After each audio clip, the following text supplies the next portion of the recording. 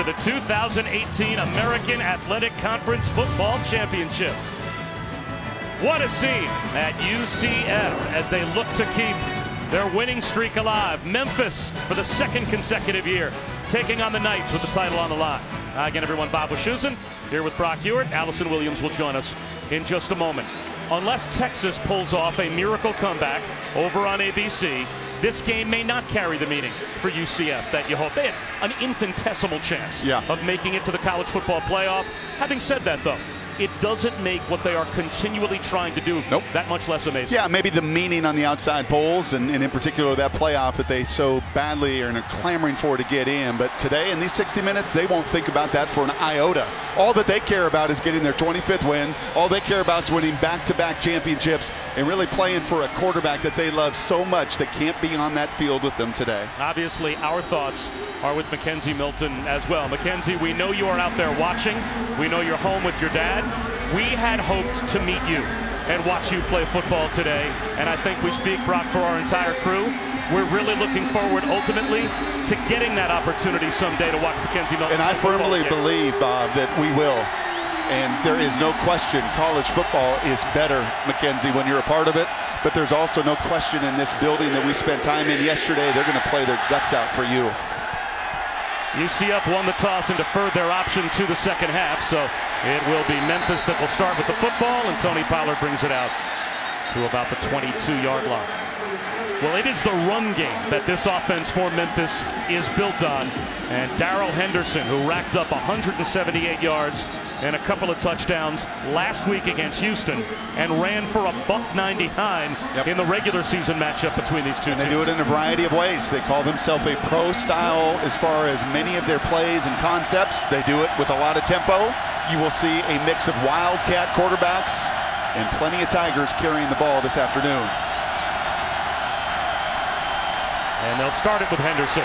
And he is thrown down by A.J. Wooten after a gain of a yard. It's inside, it's outside. Typically, Henderson's a guy they love to get out on the edges where he's most dangerous, but you will see every variation of the run game today.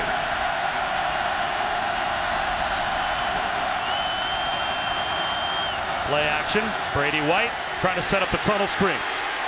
Pollard makes the catch. He picks up 4. It'll be 3rd down and 5.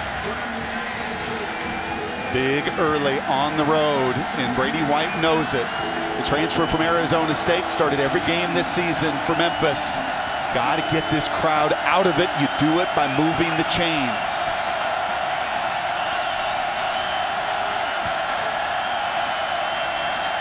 A slant over the middle, easy pitch and catch, first down to DeMonte Coxie, who is the favorite target of Brady White. Picks up 15. And you'll see that again and again and again. 1,000-yard receiver. They love to isolate him, either with 3 receivers away from him, try to create one-on-ones. That's too easy a pitch and catch.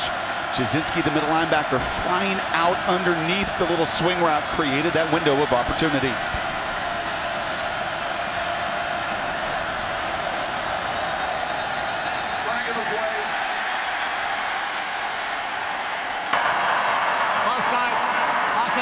Number 66, 5-yard penalty, first down. That's a big right tackle there, Roger Joseph. Hardest in the noise on those players on the edge. Memphis will mix in tight ends. They will mix in multiple formations, but many times those tackles in this place is filled and it is rocking. Hardest for them to hear. Henderson breaking tackles. Darrell Henderson down the sideline. What a start from Memphis. Touchdown. 62 yards.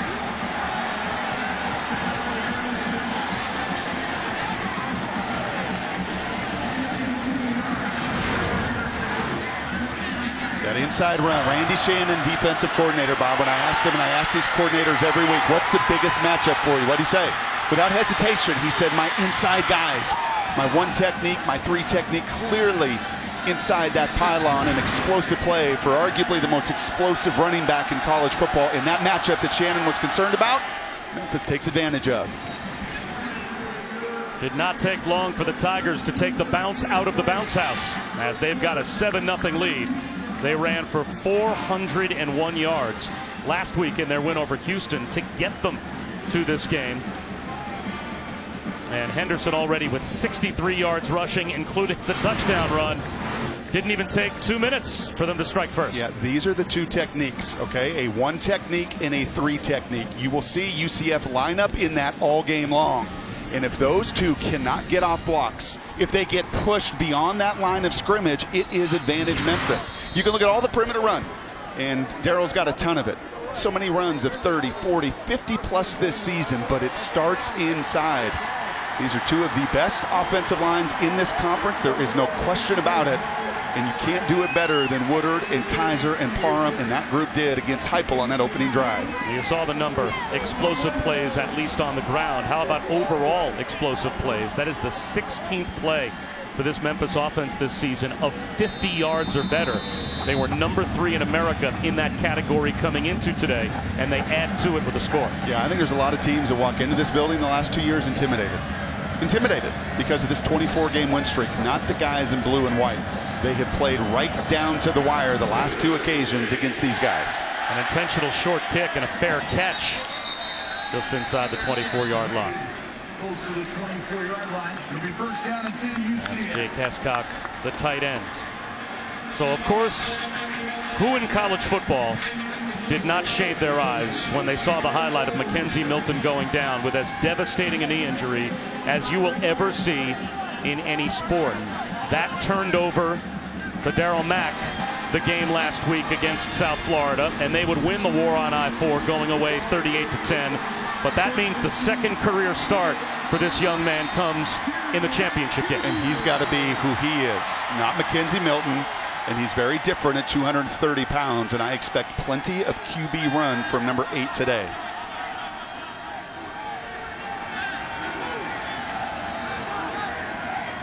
Jet sweep action, and Mack to throw on first down. And that's a bullet that's incomplete. He threw it behind Gabriel Davis.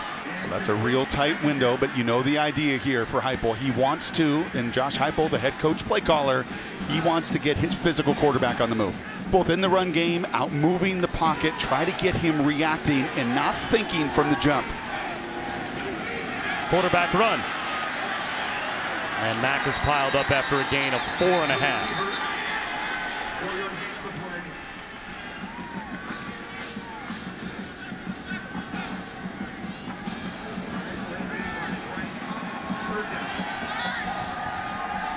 Third down and 6. Coming back to help the quarterback is Davis. Reaches the ball out. And it looks like he's got the first down.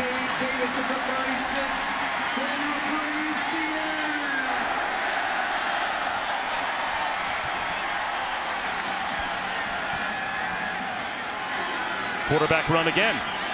Mack lost the football. A scramble for it. And who's got it? Memphis thinks they have a takeaway inside the 30-yard line.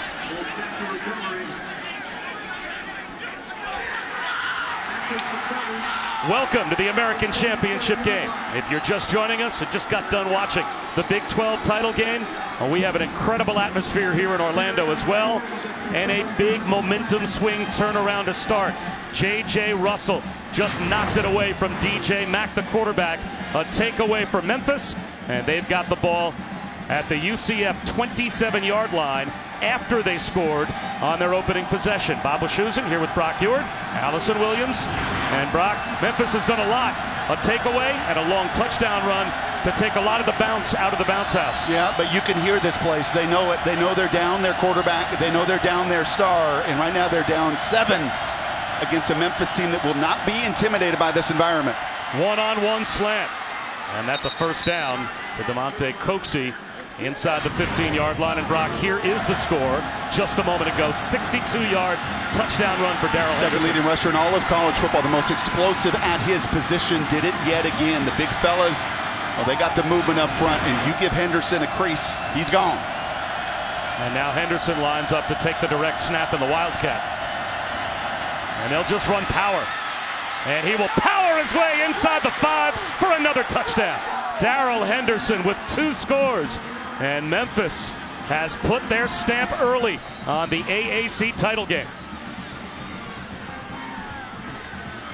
Well, the perfect last name for the blocking tight end, that would be Magnifico. When you get two guys and you're pulling around on that play, you get not only a gold star, but you lead your star running back into the end zone. And Josh Heupel is looking at a big physical Memphis crew that had gained in confidence, had played their playoff the last 4 weeks. They knew they had to win. They had no more margin for error. They bounce all the way back. They win their side of the division. And right now, you have come out and done exactly what you needed to do to quiet this raucous crowd.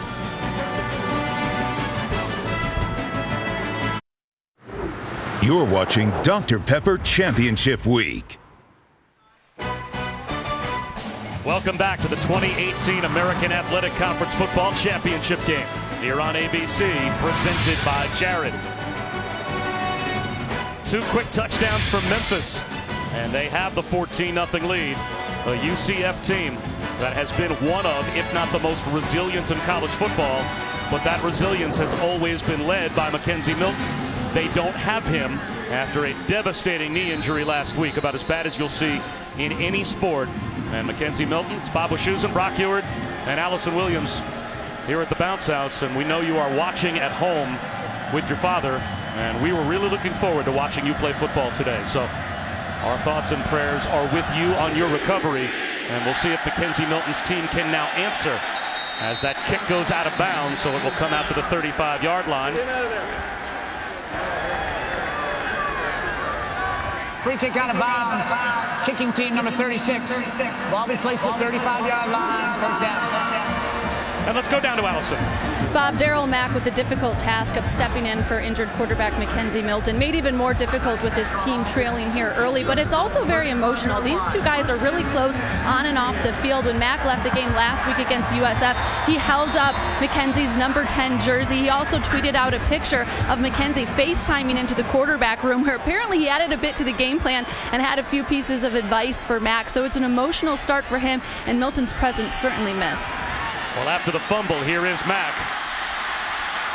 And he picks up a first down. A quarterback run for 11 yards. So we'll see how Brock Mack responds after he coughed it up, and that leads to the 14-0 lead. Going to have to play to his strengths, and that is running the ball. That's already his 3rd carry this afternoon. We've seen inside zone read, that time just a QB sweep.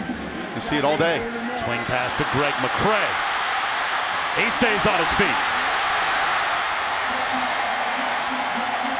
Greg McCray brought down by Josh Perry, but he picks up 17 more. And you will see this kind of tempo. You're not going to slow down. It's absolutely who you are. And Josh Heupel told us yesterday, not much in the plan changes with Mack, who knows the system inside and out. McCray again to the 35-yard line for 2. Curtis Akins, who left the UConn game in the 3rd quarter earlier this season because there was a baby beeper that alerted him that his son was about to be born, and the defensive coordinator Chris Ball heard, "You better get to the hospital." Stepping up and breaking a tackle is Mack. Dives for a first down. Yeah, he's a big kid. I want to get down on that field pregame, and he can't be built any differently than Mackenzie. Mackenzie about 5'10", 170 pounds. Darryl is every bit of 6'3", and you see that lower body strength, carries well over 235 pounds. Arm tackles will not bring him down. Mack, low throw. Is it scooped up? It looks like they are going to say yes. It is a catch for 9 yards to Dredrick Snelson.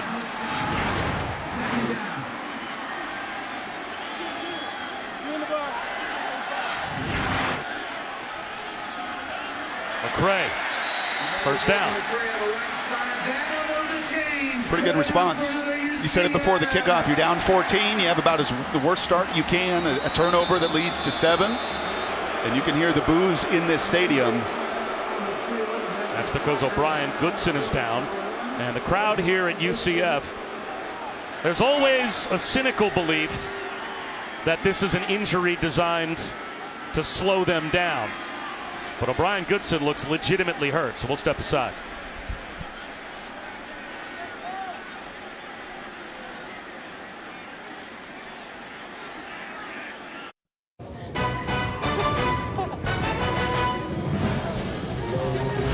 The 2018 American Athletic Conference Championship game on ABC.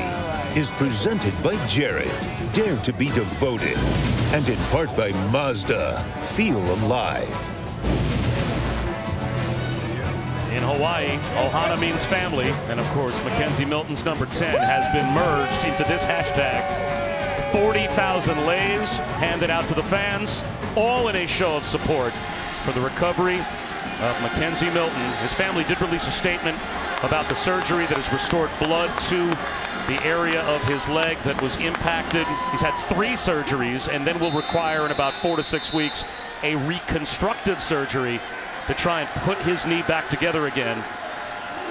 And his team trying to respond, down by 2 touchdowns here in the AAC title game. Bob Wischusen, Brock Ewart, and Allison Williams here in Orlando. Greg McCray finds a lane and finds the end zone. Touchdown.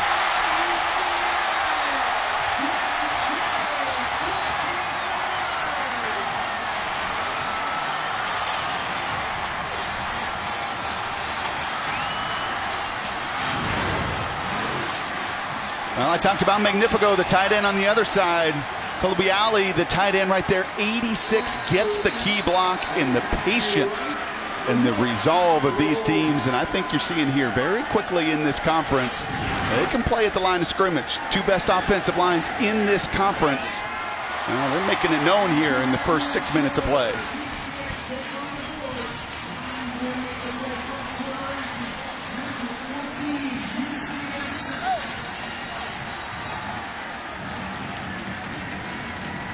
So without Mackenzie Milton, UCF is down by a touchdown, but his mom did come to the game today, and a short time ago before kickoff, she spoke with our own Allison Williams. Here now with Teresa Milton, Mackenzie's mom. And Teresa, I can't even imagine what the last week has been like for you and your family. First of all, how is Mackenzie? Mackenzie's doing great. Excellent. I mean, his attitude, his miracles, he's doing great. We brought him home last night. He can move his toes, so his nerves look good. Our trainers are the best in the country. I mean, they knew what was up. The surgery was a success, the best trauma unit they said in the country, so he has everything in his favor. Physically on the road to recovery, emotionally, how tough is it for him not to be here today? He really tried to get here. He got doctor approval at the hospital, but when we landed here, the trainers were like, absolutely not. And then now I realize he's so tired. It was the right thing. He did have a message for his teammates. What did he want them to know?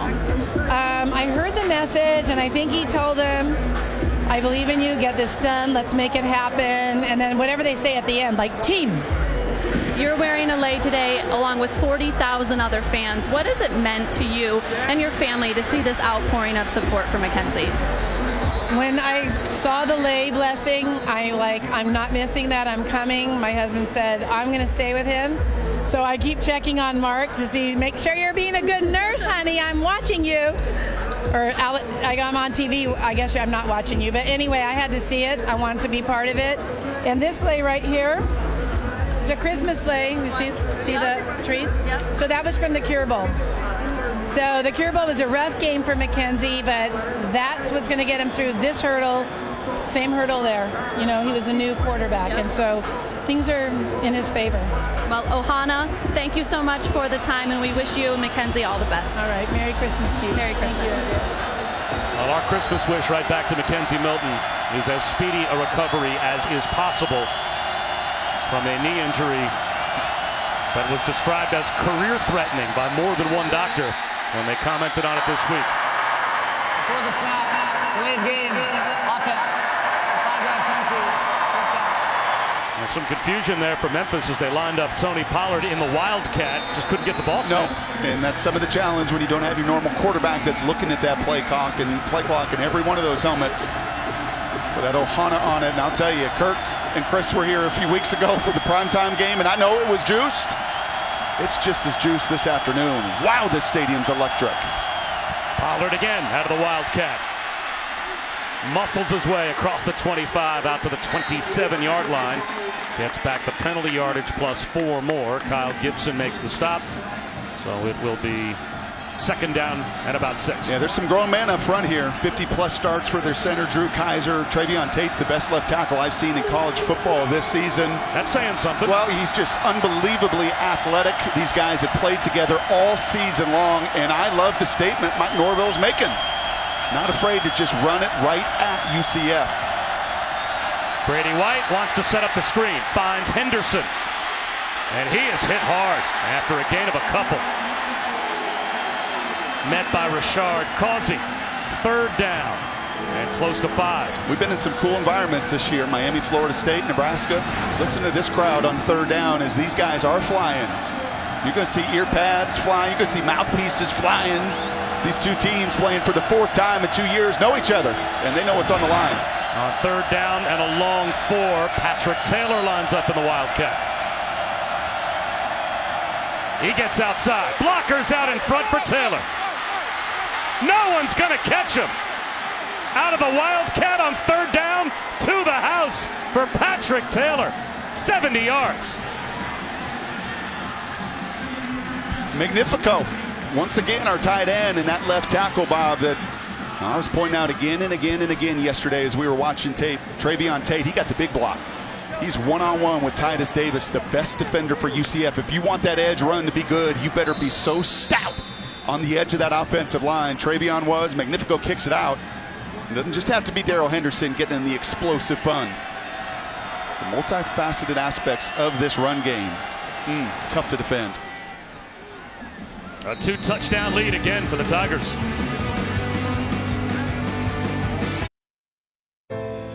It's V Week on ESPN as we continue Jim Valvano's fight against cancer.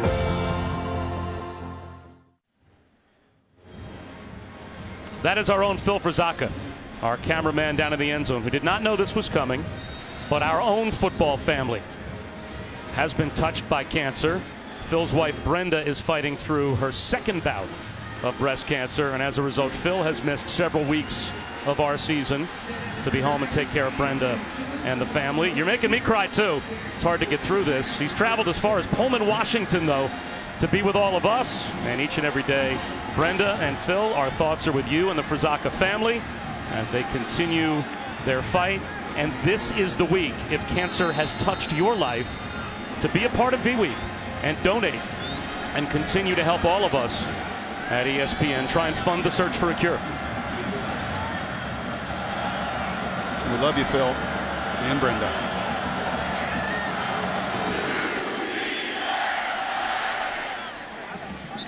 It will come out to the 25-yard line for UCF. And now how will they respond down by 2 touchdowns again without Mackenzie Milton? I haven't looked at this much this year. This UCF defense with Randy Shannon has been dominant. There have been 7 opponents that have not scored 20 points an entire game. 7 of the 11 on contests, they've given up 20 or less. They've given up 3 touchdowns here in the first 7 minutes of action. A little bit more here on Darryl Mack's plate, and I'll say the same thing. You've got to be you. 4 runs already, 4 pretty conservative passes. Play to your strengths.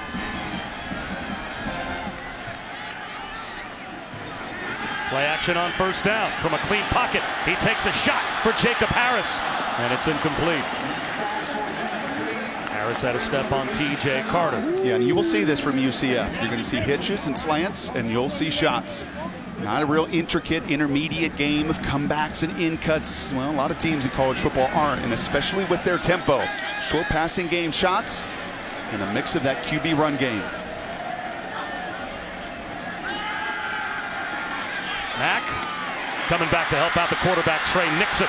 He's got a first down. Scoots around T.J. Carter. I think you're getting a little feel here for why Josh Heupel was pretty composed with us yesterday.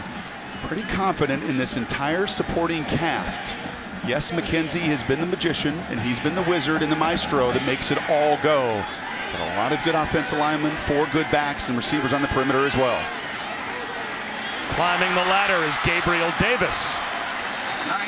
Just shy, it looks like, of a first down.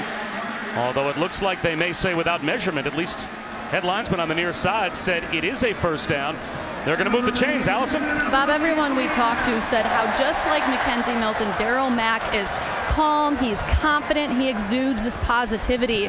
You could see it before the game, guys. He was loose, he was dancing, laughing, joking around with teammates. He seems very much the right disposition you would want for such a big stage with so much on the line. It doesn't seem to have rattled him at all. Well, he fumbled to lead to the second of these 3 Memphis touchdowns. Let's see how he continues to handle that.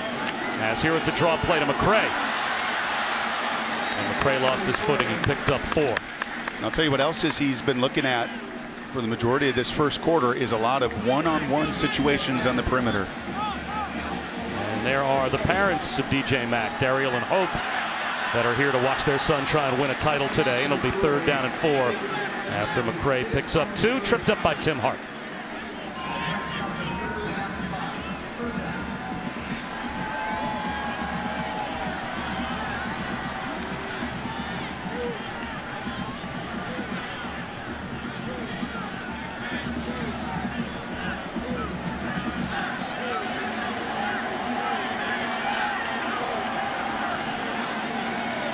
This rushes 4 on 3rd down.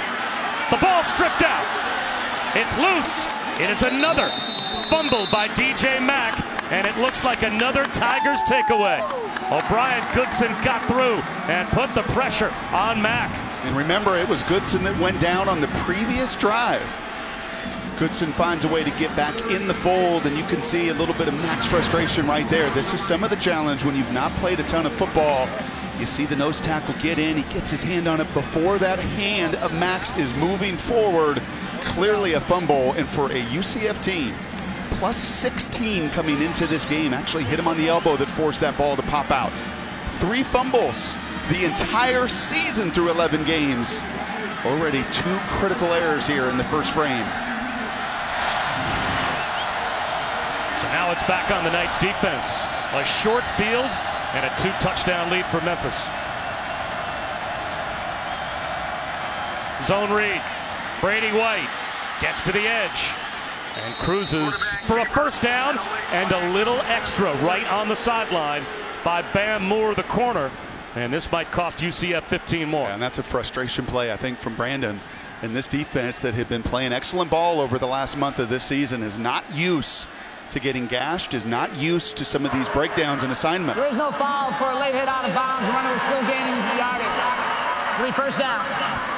That was awfully close there, and typically get the benefit of the doubt if you're the quarterback. But I like the explanation. As long as that QB is trying to gain extra yardage, you will give that defender some more leeway and opportunity. And back to the Wildcat for Henderson. It's been power run game out of this look.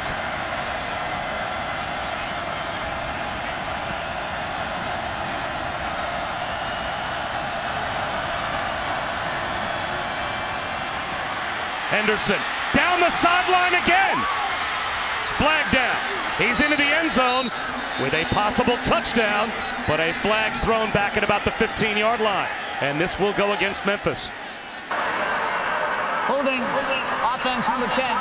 10-yard penalty. 1st down. That's the wide receiver, DeMonte Coxie. Yeah, and that's down the field. In these wide receivers for both teams, you will see throughout the afternoon incredible effort. And I like that look there, the left tackle Tate. They love the effort, but when that receiver is running by you, you've got to let go. And clearly you can see it right there. He is tangled up. Hands are outside the frame. That's an excellent call by the back judge. It is looking right down the line. You love the effort and energy. Just keep your hands inside the frame. So it actually nets no yardage. It's still 1st and 10 as that call down the field matched up with where the sticks were. Out to the sideline. Catch made by Patrick Taylor, about 8 yards. Norvell said something that stuck with me. I wrote it on my little board here yesterday when he said to us that win over Houston last week was the most rewarding of his career. And he's won some big games. In fact, he's won more games in 3 years than any other Memphis head coach. But I know why he said it. Because that opponent knew what was coming and you couldn't stop it. 19 runs in the 4th quarter against Houston. And that same mindset, it's on full display here in the first 15 minutes in Orlando.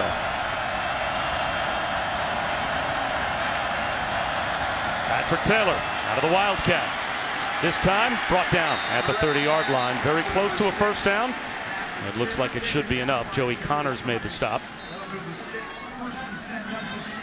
And UCF in the first matchup felt like, remember, they were down. They were down big in Memphis through that rain.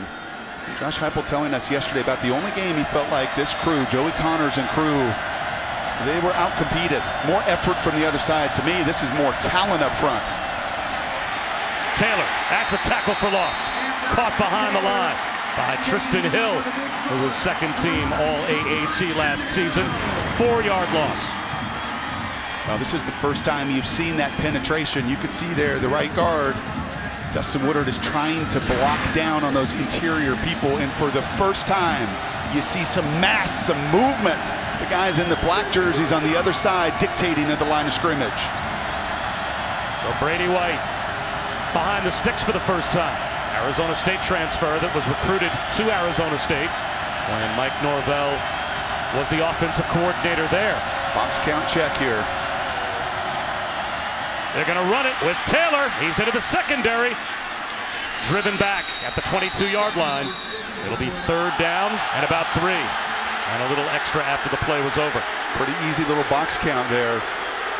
UCF's going to keep 2 safeties back. You are daring Brady White to continue to check to that run game, and that's exactly what they do.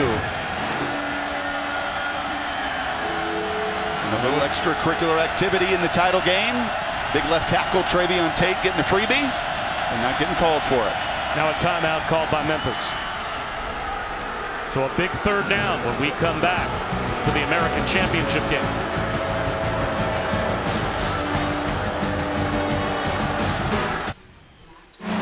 Championship weekend often defined at the line of scrimmage and the point of attack. 183 rush yards by Memphis. Look at them handling the 1 and 3 techniques right inside. UCF felt like that was the matchup they had to have, and they're not winning it. And because of it, no penetration. You're seeing the Polars, Magnifico, the tight end, on multiple occasions like this one, out in front of his playmakers. And it's not just Henderson, it's Taylor, it's Pollard, it's even Brady White getting involved. Nearly 200 rushing yards in this first quarter of play. Patrick Taylor lines up to take the Wildcat direct snap again. Why is UCF playing 2 deep safeties on 3rd down and short when you're lined up in Wildcat? Numbers advantage. Yep. And that's a 1st down. Why are you taking 2 safeties and playing them in like a cover 2 look 12 to 15 yards off the line of scrimmage when the ball is going to be snapped to a player that has little to no chance of throwing the ball? That has to be a check, and as long as you're going to do that to Mike Norvell, he's going to continue. They told us last night you'd see more Wildcat. You can see the OC, Kenny Dillingham, as well. More Wildcat than you have seen all year long. That time only a gain of a yard for Taylor. Now they do get those safeties, Bob, in their pre and post snap looks. They do get those safeties involved. These are 2 experienced players, especially Gibson, 27 Grant, 1st team all conference. These 2 guys will be in the back end of that, trying to disguise a 2 safety, a single safety look. And right now, once again, content to try to eliminate the big play down the field while getting gashed up front.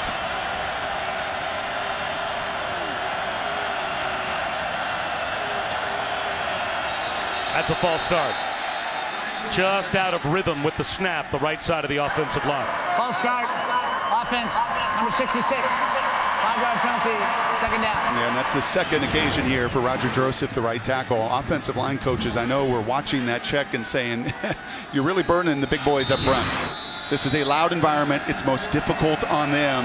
As well as they're firing off the ball, don't make them think and stay in that stance too long. Quarterback read. And not much there for Brady White.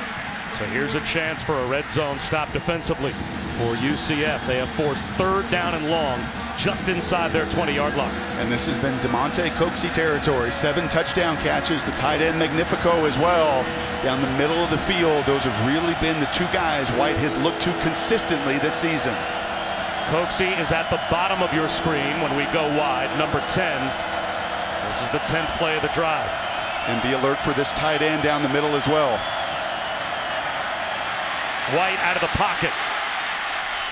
Throws it away. So the Knights get a stop. It'll be a field goal try for Memphis. That was really good defense. I don't think pass defense will be the issue for UCF today. And that is why this matchup is such a good one and such a dangerous one for the Knights with that 24-game win streak, because Memphis is built to run. And you've seen that thus far. Riley Patterson looking for some redemption today. Missed a couple of field goals last season, including a 51-yarder that would have avoided overtime and helped Memphis win this title game. He adds 3 here, and it is a 17-point lead for the Tigers. Our first trip back to the studio, an update with Matt Barry.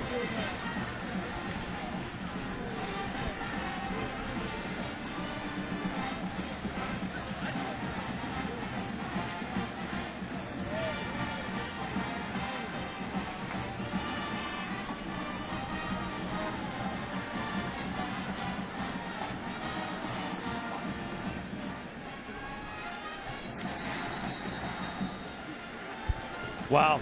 If you go back a couple of weeks, right at the top of anyone's group of players that were there for the Heisman, Tua probably the favorite. Yep. But on top of that, Mackenzie Milton was on everybody's list as well. You hate to see great players injured late in the season or in these championship games. As we take a look at this week's college football playoff rankings, brought to you by AT&T, and Oklahoma got it done. They did, and their QB, Kyler Murray, is going to find himself in New York City. There is no question. I think it is between he and Tua in a race for that Heisman Trophy, and he did his part, and hoping he did enough. And I know Sooner Nation to find themselves in the playoff. Adrian Killins from the goal line. Tripped up at the 20 and falls out to the 22. We will have the 14th annual Dr. Pepper ACC Championship game tonight. It is Pitt and number 2 Clemson. 8 Eastern on ABC and the ESPN app, so you can watch anywhere. What formula, if any, is there for Pitt to stay in that game and put a scare into the Tigers? Well, exactly what these Tigers are doing today, and that is run the football, and Pitt is able to do it. And I love the conversation on game day this morning, and they're right. I mean, Pitt stylistically, the interview there Fowler had with Dabo, they play the game. It's either they get knocked out or they're going to knock you out. There's no in between. There's no playing it safe for Pat Narduzzi, and they're going to try to come out, you know it, as enormous underdogs in attack. Adrian Killins finds a lane, breaks a tackle, and has a first down. Spins for 13. Boy, these backs are so patient and so quick. The smallest in college football, at about 180 pounds, but all of them run so big. Pick play that frees up Gabriel Davis, and a flag is thrown.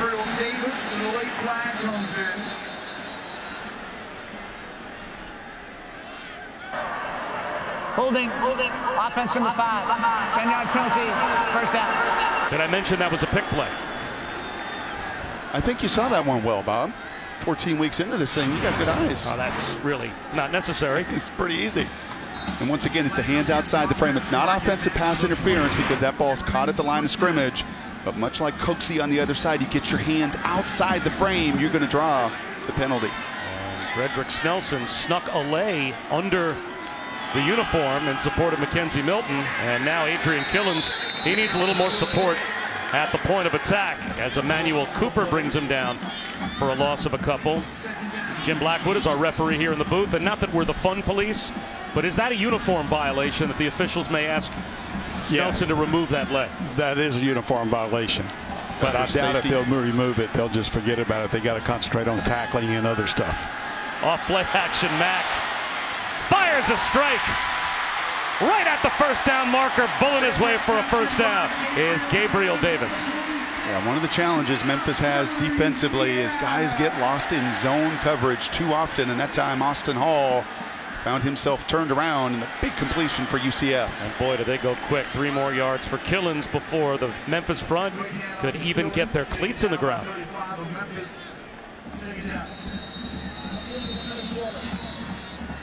Well, that's a little bit of action. 237 yards of offense for Memphis, including 191 on the ground in the first quarter. Darrell Henderson with a couple of touchdown runs. Turnovers played a big part in this 24-7 lead for the Tigers as well.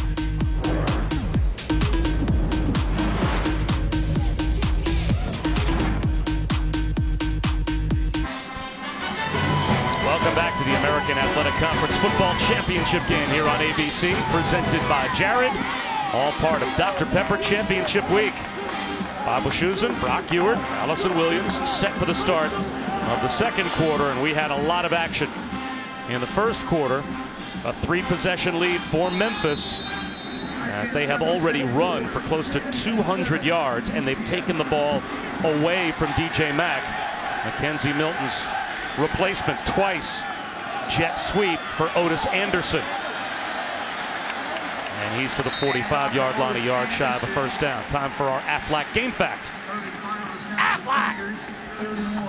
The only team to make the college football playoff with a strength of schedule rank higher than 50th, UW in 2016. Of course, well below a schedule strength of 50 or better is this UCF team, as we've got a flag down on the third down dive. Personal foul. Illegal use of hands to the face. Defense, number 1. That 15-yard penalty to be added to the end of the run. Automatic first down. You know, Brian Goodson's been busy today. Knocked out of the game early to a cascade of boos. Hits the elbow of Mack on one of those fumbles, and that time the hands get up into the headgear, I believe, on the center, Jordan Johnson there. Try the 15-yard penalty.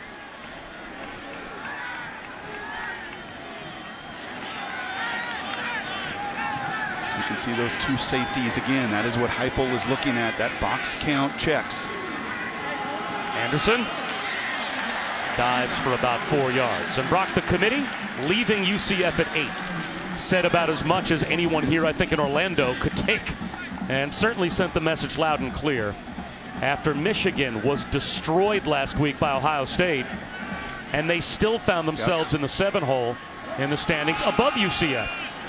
So that tells you, as Anderson picks up a couple of yards, the uphill climb that the Group of 5 team, no matter how good they are, is always going to have against those household Power 5 names to get up into the legitimate playoff conversation. Yep, and I don't think there's any question about it, and there's no way in the world, if I'm in that committee room, I would have made that same choice.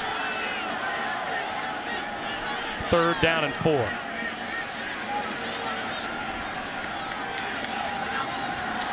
Swing pass to McCray, pulls it down, has a first down. And he's down to the 9-yard line. So where would you have put UCF if you were in that committee? Yeah, I mean, they're undefeated. They've won 24 games in a row, and I know it is about this season. They have been resilient. They're incredibly tough. They're getting gashed today defensively in ways they have not all season long. But to me, they should have sat on the number 7 line. McCray just outside the 5-yard line. He's brought down by Austin Hall. But they're just going to have to keep on proving it. And they're going to have to today. After giving up 200 rushing yards, a backup quarterback that's fumbled a couple different times, they are, much like they've been throughout, up against it. And they've got to do more, improve more than anybody in the Power 5. Well, that time McCray was up against it, so now it's third down and goal. And they will continue to run into what you hear in college basketball all the time as well. No one wants to play us. No one wants to come here and play us. And you're forced sometimes to get Power 5 opponents to schedule home and homes, if you're lucky, that are projected 5-6 years out. It's very hard to schedule if you're UCF. 12th play of the drive, third and goal. Where's your one-on-one you like here?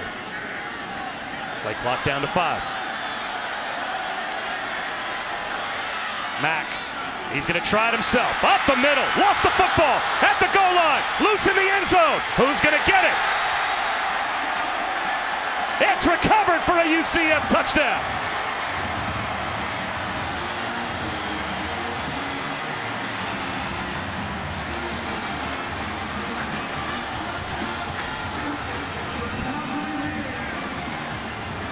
The tight end, Michael Kalubi-Ali, is able to help bail out Mack after his third fumble here in the first half. Yeah, the one-on-one happened to be with Sanchez. Blake, the safety right there, an incredible hit, third time the ball's on the ground.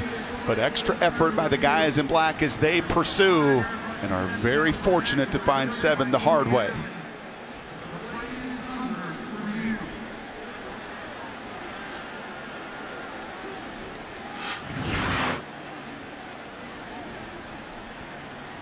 The ruling on the field is a touchdown. They have gone to review.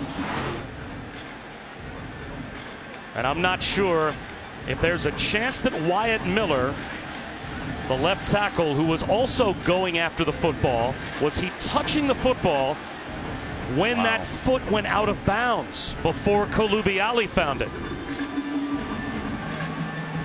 It looks like he may have just barely lost contact with the football before his foot touched out of bounds, which would be a big break for UCF because that would keep the ball alive for Koulibaly to recover it for the touchdown. Wow.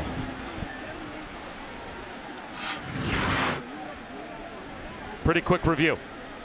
After review, the ruling on the field is confirmed. It is a touchdown.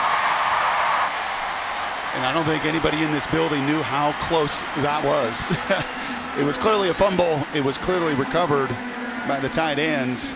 But that big left tackle, Wyatt Miller, very, very fortunate to not have that foot out of bounds when touching the football.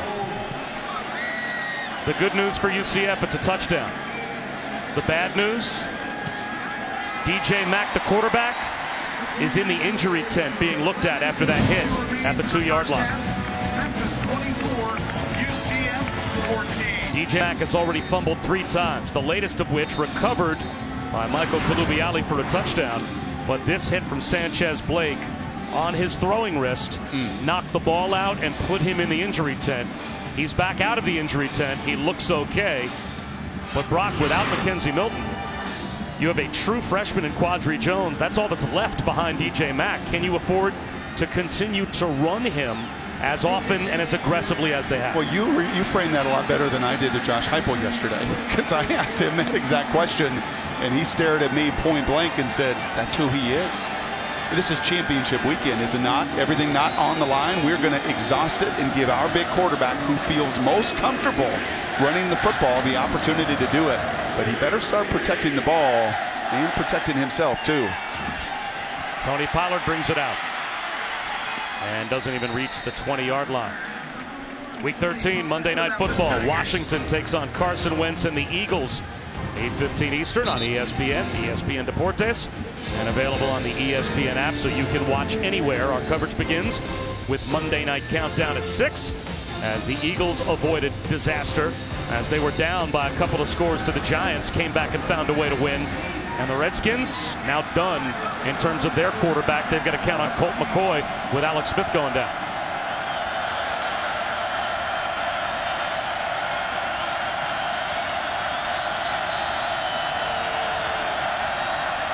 Henderson, flag down.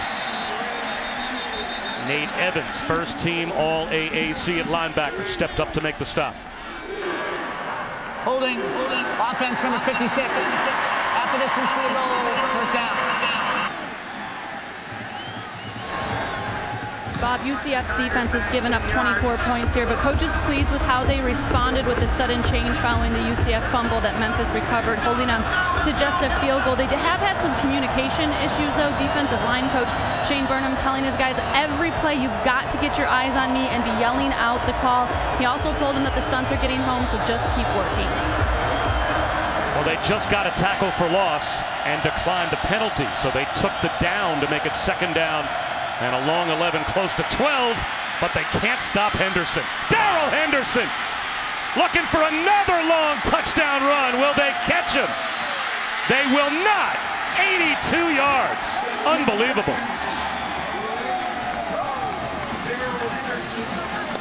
I'll tell you what, when you got the best left tackle in college football that I have seen this year, he is creating enormous lanes here for Memphis. Look at my big left tackle. Look at Travion Tate here. He kicks out, and you just see the kind of hole that is such danger right there for UCF. I mean, that is just too easy. Not getting enough blocks. Everything Allison just talked about, that their defensive line coaches to be aggressive on those line stunts, to get home, to get your hands off of those Memphis offensive linemen. Well, advantage Tigers. The third touchdown run here in the first half for Memphis of at least 62 yards. And they've got a 31-14 lead. The 2018 American Athletic Conference Championship game, presented by Jared on ABC, is brought to you by Pacific Life. Experience the power of Pacific. And Ford. Built Ford proud.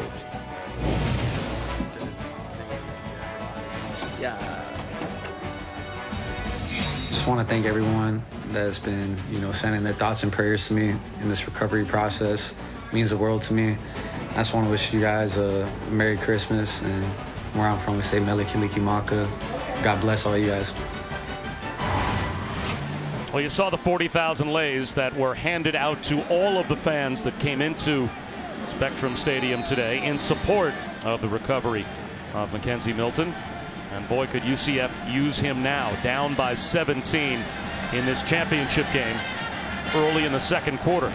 Of course, Milton not being here has nothing to do with the fact that their defense can't get a tackle against the Memphis run game. Want to stay up to date? Hey Siri, show me college football scores.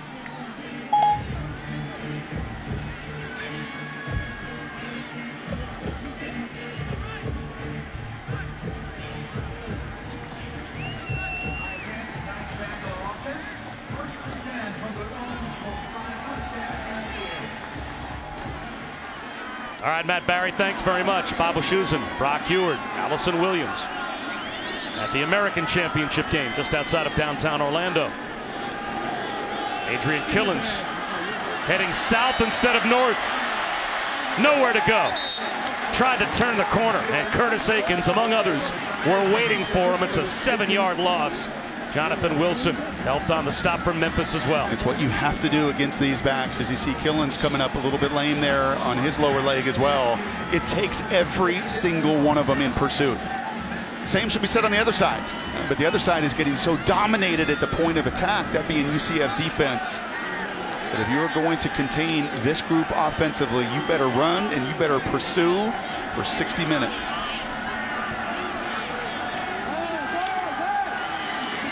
Mack well protected. Incomplete. Looking for a flag is Marlon Williams.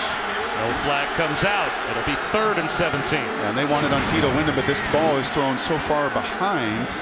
Is there a little bit of contact? Yes. But I don't like rewarding horrible passes. So there was going to be no chance that receiver could go back and catch that ball. The fans see the replay. They don't like some of that contact. That ball's got to be thrown much, much earlier. Memphis takes its second timeout of the half. So Memphis calls a timeout defensively, and we'll step aside as well. This season, Taco Bell is celebrating student sections of passionate fans like the UCF Golden Knights by awarding the best student section of the year. Head to ESPN.com/Taco Bell and see if your team made this week's rankings to see how your school can compete. And these student sections in both end zones were loading up, along with UCF Stair Guy, who was made famous on many telecasts and also what you looking at on game day with Maria Taylor a few weeks ago. One game day came down here to Orlando. Mack back to throw. Going deep down the sideline for Trey Nixon. He's out of bounds. Well, not much more than you have an opportunity to do on 3rd down and 17 than take a shot. And good coverage from Tito Wyndham. Yeah, that first down negative run, that is something that an inexperienced redshirt freshman quarterback cannot have today. Not with this deficit. They've done a nice job on their last 2 touchdown drives, staying on schedule, getting into their rhythm and tempo. Negative plays will doom this offense today. The first punt of the day for either team. And Mac Loudermilk will try and change field position.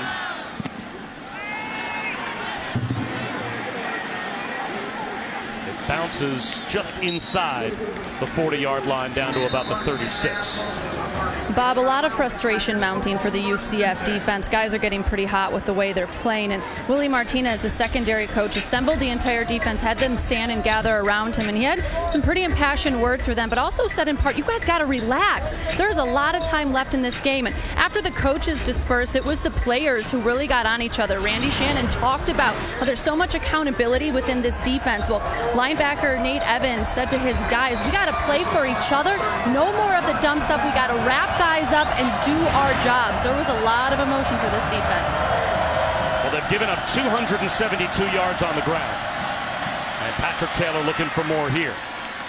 And muscles his way for 3. Well, clearly what you are seeing, and you will hear this all the time from defensive coaches. In fact, the best guy going in football, Bill Belichick, those are his words, do your job. And they're really simple to say, but it gets really difficult to do when you're getting run on, because you try to do your teammate's job. And, you know, guys are getting pushed up front. Well, I've got to get into their gap. I've got to compensate for them. You start doing that, you start running yourself into real problems. Now Patrick Taylor out of the Wildcat. That time UCF only had 1 deep safety on 2nd down and long, and they forced 3rd down and 4, and Nate Evans made the stop.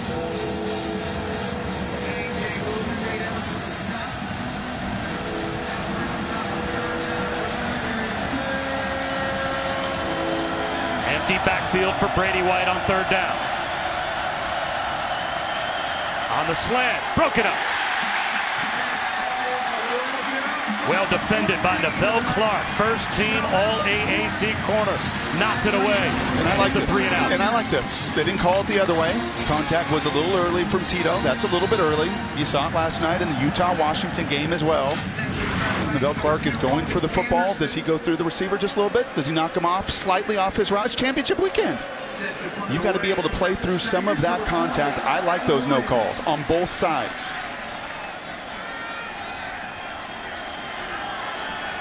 Frederick Snelson back deep to receive the kick of Adam Williams.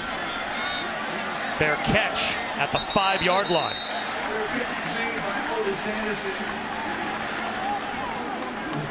So it's the long field for UCF. Down by 17. How about Adam Williams right there to Loudermilk on the other sidelines? He's using his tricks.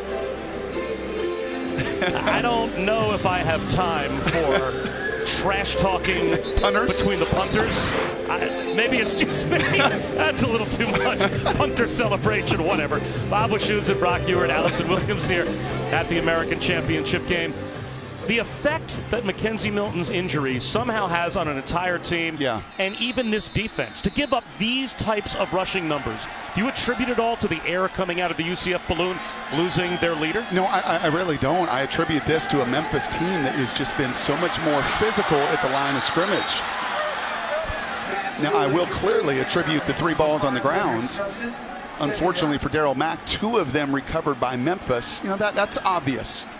As Darryl is thrust into a spot where he has watched one of the best in all of college football win 24 games. Actually 23, as Darryl won the one at ECU. Greg McCray, flag down as he is out to the 11-yard line.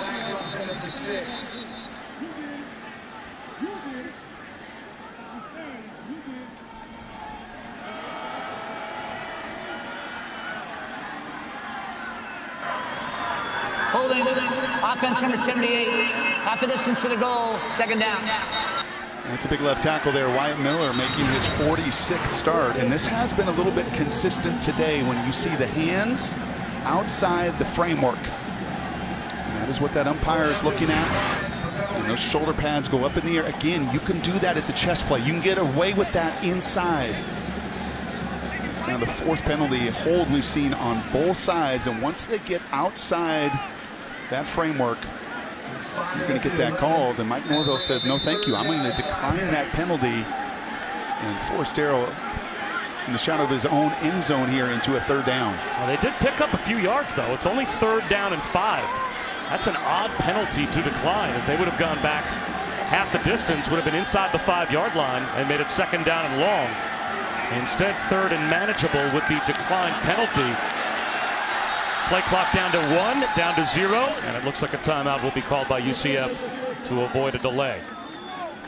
Big 3rd down for the Knights midway through the 2nd quarter when we come back. It's hard to believe we have reached week 13 in the NFL. Sunday NFL Countdown at a special start time of 9 a.m. Eastern tomorrow on ESPN. Before Aaron Rodgers and Larry Fitzgerald square off, the story of how their friendship took them to Africa to give those with hearing loss the gift of sound. Plus the story behind the custom cleats that Steelers wideout Juju Smith-Schuster will wear on Sunday. And the veteran that inspired their design. Sunday NFL Countdown, 9 a.m. Eastern, tomorrow on ESPN after the UCF timeout. 3rd down and 5. Deep in their own end. Mack off play action. Incomplete. Intended for Gabriel Davis. Flag out. And a late call at that. TJ Carter was there in coverage. I think that might have been a tug on those shoulder pads that did not allow Davis to go catch it. We have seen contact allowed. This may have been the first time we're seeing some contact impeding Davis's opportunity to go catch it. I don't know if we've got 2 officials that have a different opinion of what they just saw. Pass interference, defense number 2. Bobby placed the start of the foul, automatic, 1st down. The official that threw the flag won the argument because they enforced the penalty. Is that little tug right there with his right hand? Does he have a little bit of a tug right there? Is there a little bit of a pull that's impeding Davis's opportunity to go catch it? They've let him play, but I believe that tug impeded his opportunity to go get it. That's a huge call for UCF. They were punting from inside their own 10-yard line without that call. Back again, off play action, looking for that same route. Incomplete for Davis. Boy, he likes to stay in stationary, doesn't he? Something we looked at yesterday. It's amazing. Look at him in the pocket here. Look at, he is just frozen. Right? I mean, he is just standing as flat-footed as you can. I'm never a fan of that. My dad, QB coach, used to say, be like a boxer. You want to be light on your feet, right? Everything you do athletically, very few things are you just standing so statuesque like that. This time a little bounce, and he'll take a shot for Snelson. Drops it in. There you go. Dredrick Snelson got loose. Josh Perry brings him down, but not before Snelson picked up 54. Now what a great move at full speed. He runs a little quick corner post from that slot position, and he never slows down as he turned the safety around. McCray, quick snap on 1st down. Moves the pile inside the 25-yard line of Memphis. Stop on number 97 for the Tigers, a marking of the 24, 2nd down. A little better bounce, right? A whole lot better throw there, and another explosive. 2 teams that put a bunch on the board. Blitz off the edge. McCray runs away from it and picks up another 2.5. So it's another big 3rd down. Bryce Huff made the tackle for Memphis.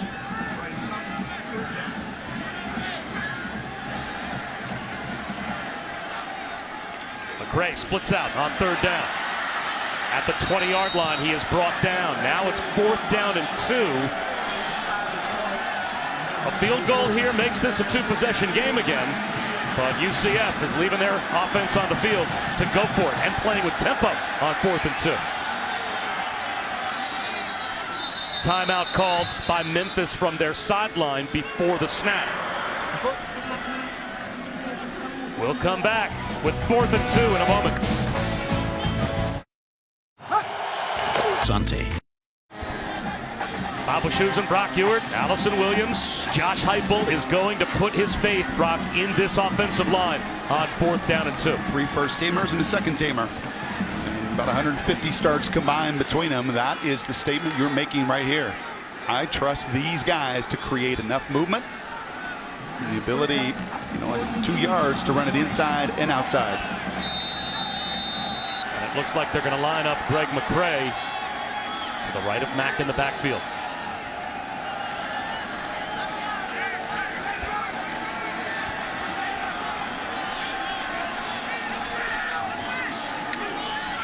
McCray up the middle. Nowhere to go.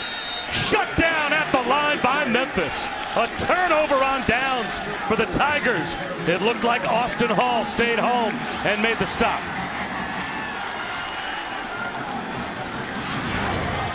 Well, there were 9 guys within that line of scrimmage, and they're just unblocked defenders. And you're going to see the read and reaction there. Hall with a tremendous play on 3rd down on the little bubble screen. And that time he reads, reacts, as does the linebackers at the second level, and there was nowhere. It was a hat on a hat by the 5, but it was a much better trigger in anticipation from that second level. When you see a defense lined up with 8 guys in the phone booth, so to speak, yep.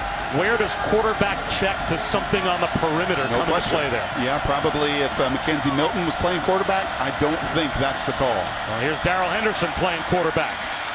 And he's off again. Shoved out of bounds after a gain of 8 by Joey Connors. Now that was a high-risk, high-reward opportunity on 4th down. You could have kicked the field goal, made it a 2-possession, and now you're further burdening this defense that just simply has not had an answer. And give Austin and crew on that side of the ball credit for an enormous 4th down. And if Memphis continues to just step on that gas, and I think this would be, I love this commitment to continue to run right at them. Henderson, 1st down and more, finds another crease. Finally brought down near midfield by Richie Grant. 21 more for Darrell Henderson.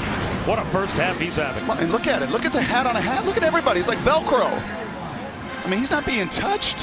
His first contact is 17 yards down the field. Now, part of that is absolutely his patience and vision, but this is thorough domination at the line of scrimmage right now. Now it's Tony Pollard's turn. He's off to the races. Carrying tacklers down close to the UCF 35-yard line. 16 more for Memphis. And Mike Norvell said last week was the most rewarding win that he has had at Memphis in a game they needed. It was 31-31 on a 4th down call they had at the end of the 3rd quarter where he went for it and ultimately got it and ran it 19 straight times. His team has continued to take on that action and that momentum and move it forward. Pollard wrestled down behind the line. Enough, said Tristan Hill. Oh, he's the one. He's got the 2 tackles for loss today. That's it. He's been the only one, a second-team all-conference performer a year ago, has had to take a back seat this year to Wooten and Connors. And he is the only one that has been able to shed blocks here in the first half and stem that tide at the line of scrimmage that has been so dominated by a really physical Memphis crew. Brady White, screen, blown up. Patrick Taylor, nowhere to go. Richie Grant read that one, a loss of 7. Yeah, Richie says, thankfully, that wasn't about someone getting a 15-yard head start on me. That was a read and react showing why he, too, was a first-team All-American Conference performer. 3rd down and 19.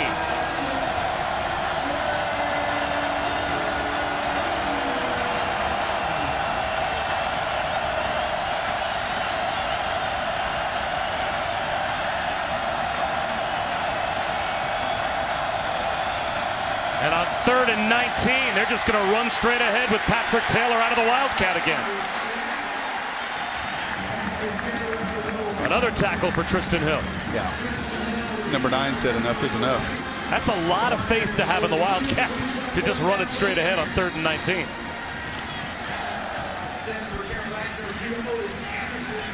Here comes your punter celebration, Bob. Get your popcorn ready. We'll see. Adam Williams will kick it deep to Otis Anderson.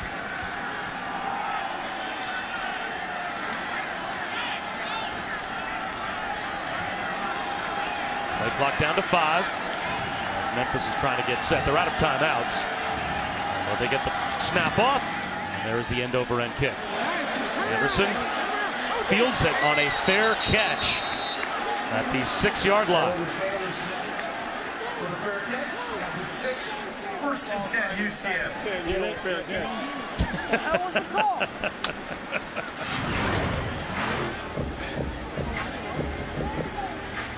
Well, excuse me. I think that's retribution for trying to show up Loudermilk. Oh, I think so. Who knew? Who knew the punter's going to have so much fun? I don't see many other teammates over there participating in the kicker celebration. Coming up on the Capital One Halftime Report, we'll check in with Kevin Nagandi, Jim Mora, and Jonathan Vilma. A recap of a really good Big 12 championship game, and they'll take a look at tonight's ACC title game as well. This is the American Championship game. Bob Wischusen, Brock Ewert, Allison Williams from the end zone. Mack to throw. Looking for Davis. Got it to midfield. Gabriel Davis has a step, and UCF back in business. He beat Tito Wyndham. How good was that throw? flag down back at the line of scrimmage.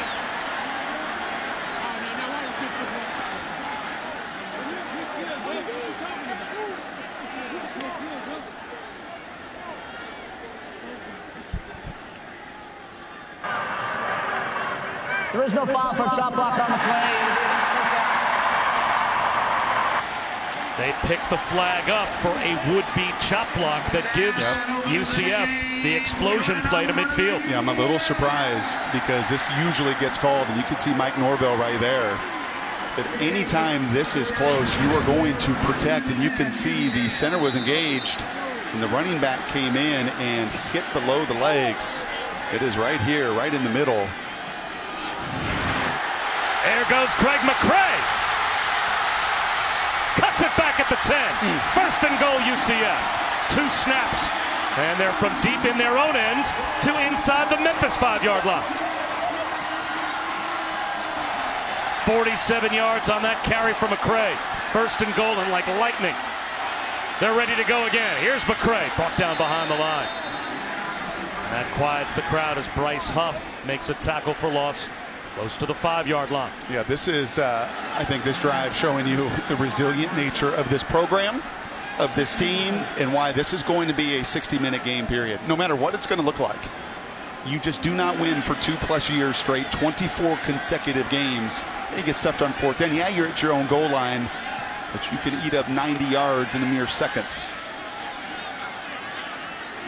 Mack, a pop pass, back of the end zone. Caught. Touchdown! Jake Hescock held on. And UCF is able to make this a 2-possession game again.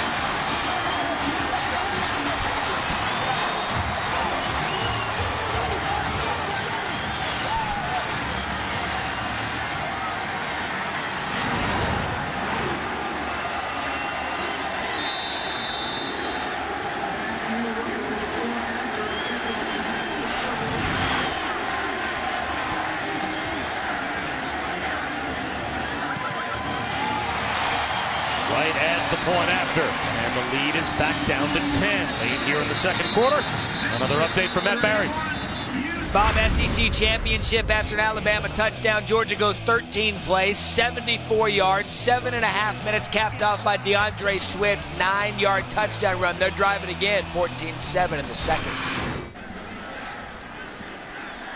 All right, Matt, thanks very much. 10-point lead now for Memphis. The question now becomes, can UCF defensively shut down the run game in any way, shape, or form and get stops?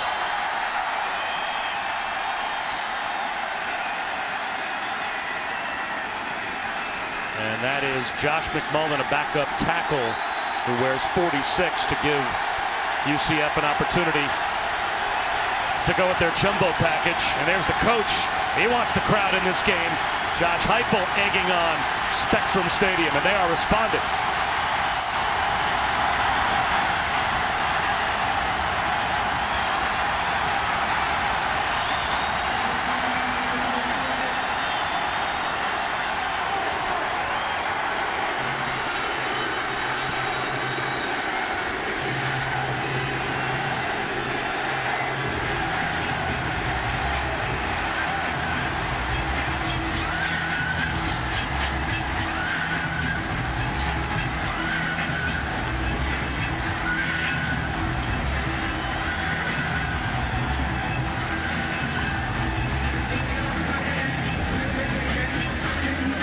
It's a 10-point lead for Memphis, but the crowd is becoming a factor with 2:41 to go before halftime.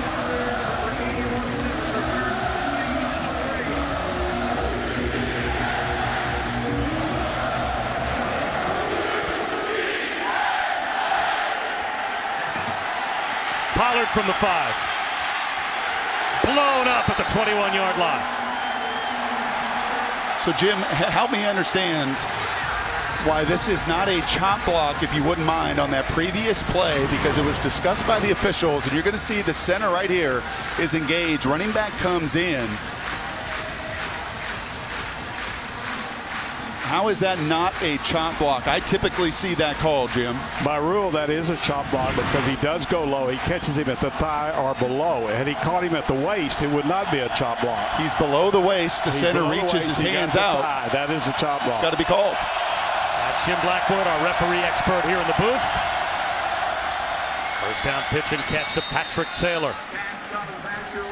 Nate Evans pushed him out.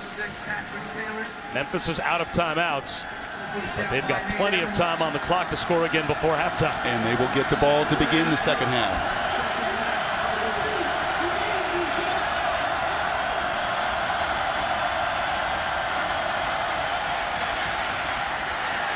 Taylor about 3 yards short of a first down. Stand corrected.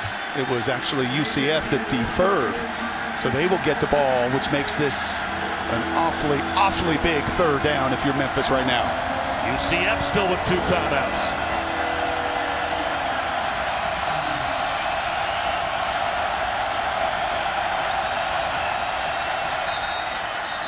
Dropped pass. And that will stop the clock with 1:55 to go in the first half. Yeah, I think they got a timeout called before the snap. UCF took its second timeout of the half. It'll be a 30-second timeout on the third down. What a break for Memphis as DeMonte Coxie dropped what would have been a failed third down attempt. The Knights would have gotten the ball back, but they waived the playoff. It's so loud in here, you couldn't hear the timeout granted to UCF before the snap.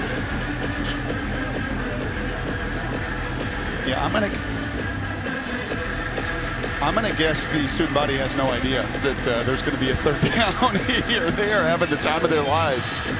It was so fun to see game day come here a couple weeks ago, and in talking to the folks around this program, the American Conference, to have that opportunity to put this gem of a stadium, this gem of a program, on full national display for everybody. And it rocks in here. Added a few seconds back to the clock. So now 2 minutes to go in the half. Another third down try here as you wipe away that drop by Coxie. UCF still with 1 timeout remaining.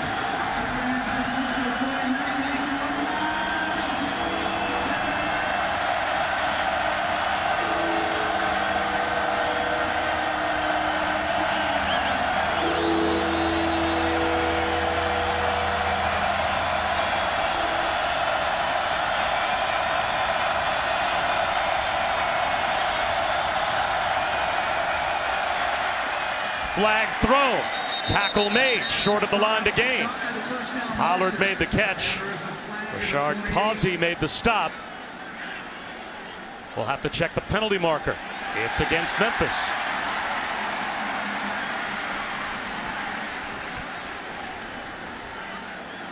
Not much debate here, I would think. You decline the penalty as the tackle was made short of the line to gain. Offense number 53. The penalty's declined. It'll be fourth down. So now UCF will get the ball again before halftime. Yeah, big number 9 here, Tristan Hill, has made his presence known, and you're going to see a 2-point takedown here, about as good as it gets. And that's an obvious holding call there. You saw Tristan do it in the run game, and that time the right guard Woodard, all he can do is grab, tug, and take down Hill. A little better energy defensively out of UCF here the last couple possessions. Now UCF just spent their final timeout before 4th down and 1 in a spot where I can't imagine they would be worried that Memphis would take a chance with a 10-point lead. Is this guarding against a fake? Why else would you spend your final timeout knowing you might need it with 1:50 to go before halftime for your offense?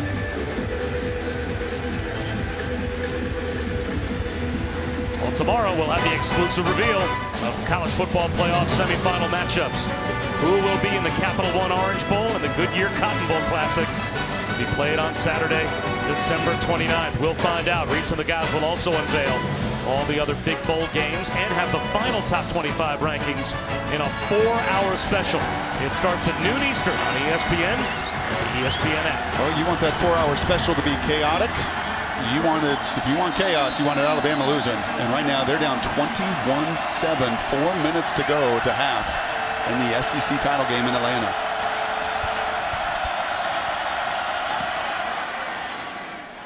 Fair catch for Anderson.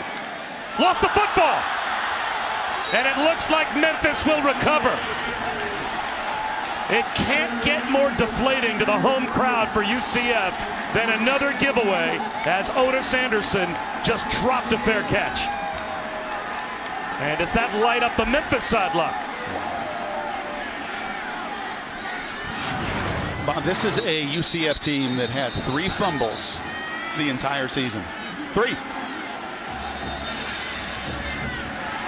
That is now 4 fumbles in the first half, 3 recovered. Yeah, and then a punter affair. Mr. Anderson obviously very excited about what he's getting done on his side. Mr. Williams. So now Memphis has a chance with plenty of time on the clock. Wow.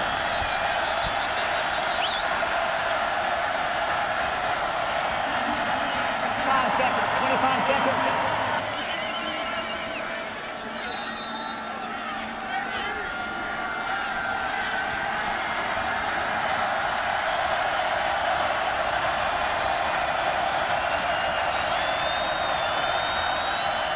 Darrell Henderson inside the 30, inside the 25, 8 more. Down to the 23-yard line, stopped by Kyle Gibson. 203 yards rushing in the first half for Darrell Henderson. And they're going to stick with that Wildcat, and why not? Henderson looking to add to what is already an AAC rushing record. Came into today with 1,699 yards, and he's got a first down as he's put over 200 more yards onto that record. Yeah, and again, it is just that movement at the line of scrimmage with no Tristan Hill there. He is the only one that's been able to shed those blocks to disrupt that action in the backfield at all. You love the patience and burst, slow to and explode through this entire first half.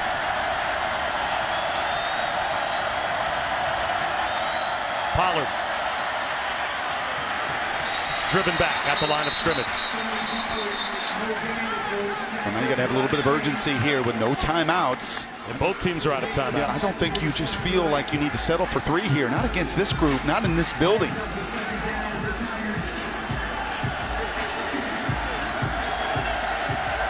And where is Coxie? He is your one-on-one weapon. Top of the screen, widest to the far side right. That's the way White looks. Slips it down the sideline to Taylor. And he's out of bounds inside the 5-yard line. And what a terrific job by Coxie. When you are the go-to guy, you're going to get the attention. And that time, he does an excellent job of just getting in the way of the linebacker Evans. He doesn't touch him. He doesn't pick him. He's clearly out of bounds right there. But he does a perfect job in the timing of that route to free up his buddy. How are you going through clock management here if you're Memphis? 25 seconds, no timeouts. Probably time for a running play. No question. If you want to go that route and still get lined back up. And it looks like they will line up Pollard and Henderson in the backfield again. It will be Henderson. He wants to throw it into the end zone for the touchdown. Sean Dykes, the tight end, the recipient of the touchdown pass from Darrell Henderson, who has done it all now here in the first half. And this has been a game of interest on a number of different plays today. And Joey Magnifico, who's been Magnifico blocking, nearly knocked that pass down. He did not know.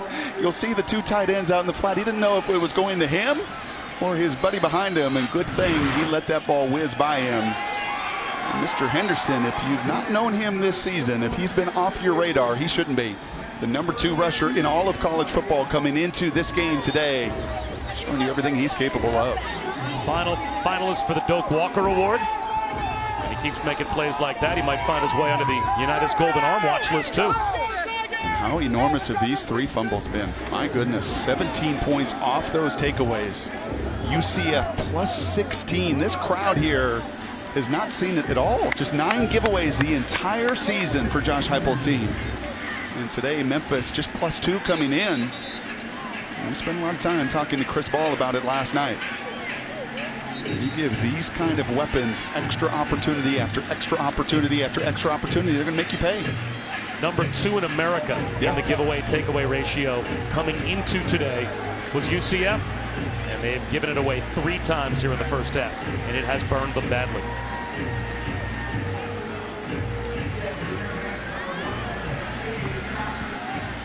The UCF defense October 13th at Memphis had this same struggle, and they rallied at halftime.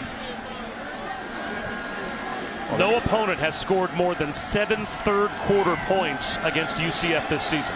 They are going to have to find an answer for that Wildcat, because right now they are being mauled at the line of scrimmage with it, and there just simply are not enough numbers to contain all the weaponry. Well, the Knights are a third-quarter team. They have outscored their opponents in the third quarter 108-30. Yep. No timeouts, 21 seconds on the clock here. And they are going to open the second half with the football, down by 17. Hard to believe they're going to get too risky with their play calling here. Yep. Josh Heupel, he assembled a veteran staff. Randy Shannon, Willie Martinez, we saw him earlier. They will get to work in these 20 minutes to make sure they can put a scheme. There will be an adjustment. There will be a new front. There will be more numbers. You will see adjustments made by UCF in the second half. Greg McCray with a flag thrown well behind the play. Got out across the 40-yard line. We'll have to check the marker. Holding, offense number 75. It's a 10-yard penalty, first down.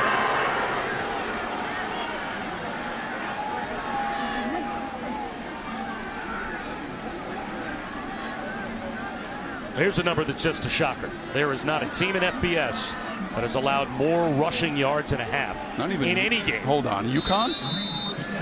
Than UCF today. Unnecessary swipe at the Huskies by Brock as McCray takes off again. And that will stop the clock with 9 seconds to go in the half, at least for the moment. And they're going to spike the ball and get one more snap in before halftime. That was not a shot. That was just fact that UConn gave up a lot of yards this year. Like over 600 a game, as we learned last night in our production meeting. And UCF has not given up anything like this season. Yes, Memphis had a very nice first half against them, but it just feels like an onslaught of so many different weapons, and more than anything, a Wildcat that you knew the Tigers would use. UCF didn't have an answer. Mack throws one to no man's land as the clock goes down to 2 seconds. And they are going to say that there was a receiver in the area avoiding intentional grounding.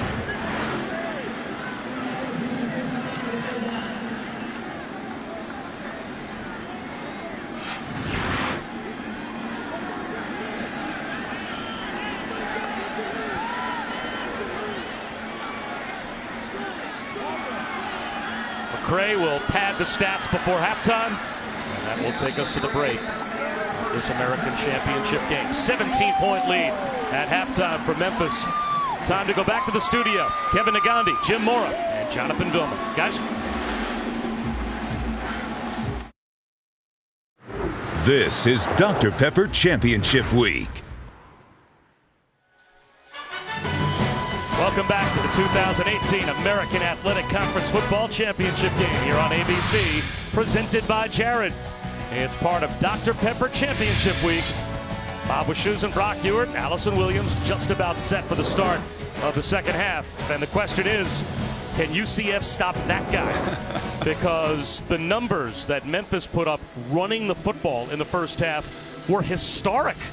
They dominated the first half in a way that no team in FBS this year in a half has dominated with the run game and at the line of scrimmage. Against anybody. Against bad defenses, let alone a UCF defense that hadn't given up 20 or more points to 7 of their 11. They've shut down 7 of their 11 opponents this year, scored 20 or less against them. For a game. For the entire game. And that was a first half dominated by Memphis. How about 12.9 yards per carry?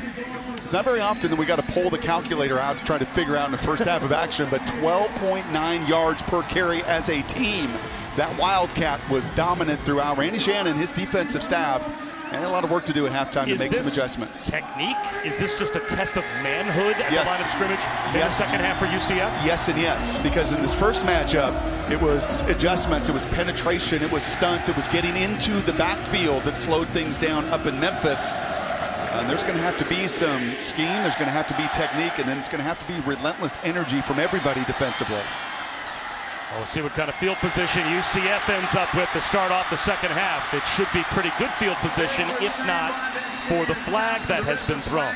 And Tavius Thompson weaved his way out to the 38-yard line, but there's a marker down.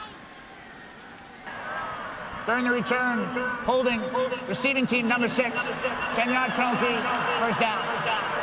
So that will back up UCF as we take a look at our Pacific Life game summary and the domination at the line of scrimmage, particularly by Darrell Henderson with the run game, the story in the first half. Yeah, in the Wildcat, it's certainly been featured this season for Memphis. And last night in sitting down with them, it was very clear they were going to use it and use an awful lot, and they will continue to do so. But this has, I think, been the biggest surprise. UCF's so good. Number 2 in America, plus 16 in the turnover ratio, -3, 3 fumbles, critical in that first half. And the quarterback run goes nowhere as DJ Mack lost a yard. Bob, Josh Heupel said they gave up all those runs on the ground because the guys weren't in gaps. The linebacker alignment was off, and that led to them getting gashed for some pretty big runs. They also have to start taking care of the football on offense, as you guys mentioned. And I asked him, where do you find that spark, that magic that Mackenzie Milton so often brought this team? He said, it's inside that locker room. You saw our guys in the second quarter. They will continue to compete. Well, they'll need it here. That's a gain of 2 for Taj McGowan. So right out of the locker room, they'll be looking for a spark on 3rd down and 9. And right out of the locker room, you could see Austin Hall for Memphis, and that time Goodson inside. Those two winning, defeating their blocks and putting UCF now in a 3rd and 8. Might be a free play. It looked like Memphis jumped off. Mack fires a strike to the sticks. Trey Nixon, he's got the first down.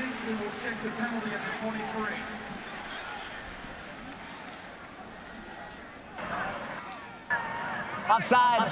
Defense number 55. Penalties decline. The result of the play is a first down. Josh Heupel talking to Allison about those linebackers and that technique and just trying to do too much. This is Jasinski here, and he is underneath these blocks. You've got to stay on top. Help your buddies out, not run under blocks. Too much of that for Pat and the entire crew on that second level in the first half. Long throw to the sideline for Gabriel Davis, and a dangerous throw from Mack. And that was one occasion of going underneath. This time, again, trying to do other people's jobs. You've got to be patient, whether it is the Wildcat, whether it is some of that zone read action, and then the eraser on the back end of it, your all-conference safety grant too many times. Not able to eliminate the big play. Snelson, first down. And on the other side, this is the start you want for your quarterback. I mean, these are 2 occasions here, just one-on-one coverage against Memphis. They are going to commit. They will continue. Look at the number of bodies around the line of scrimmage. They will continue to put this game, throwing the football in Mack's hands. Snelson turns the corner and runs into a brick wall, lost the football. And McCray looking to jump on top of it. And it looks like he did. Curtis Akins and Josh Perry combined to knock the ball out. Nearly another giveaway for UCF. I think you heard the official say down by contact. The right knee, I think, here, if Snelson goes down, does it go down before the ball comes out? I think it does. Well, McCray covered. So because there was a recovery by Greg McCray, and now a flag thrown before the snap, it'll be a false start on UCF. False start. Offense, number 78. 5-yard penalty, second down. Either way, though, and that's Miller again, unfortunately, with a false start. Either way, that's now 5 times the ball's been on the ground. And if you're Josh Heupel, right, I know that was the conversation at halftime. It was 3 fumbles, all of them a little bit different. Mack, 2 of them in the pocket. A very sure-handed punt returner, and that just cannot happen on championship weekend. Mack well protected down the sideline. He drops it into Otis Anderson for a touchdown.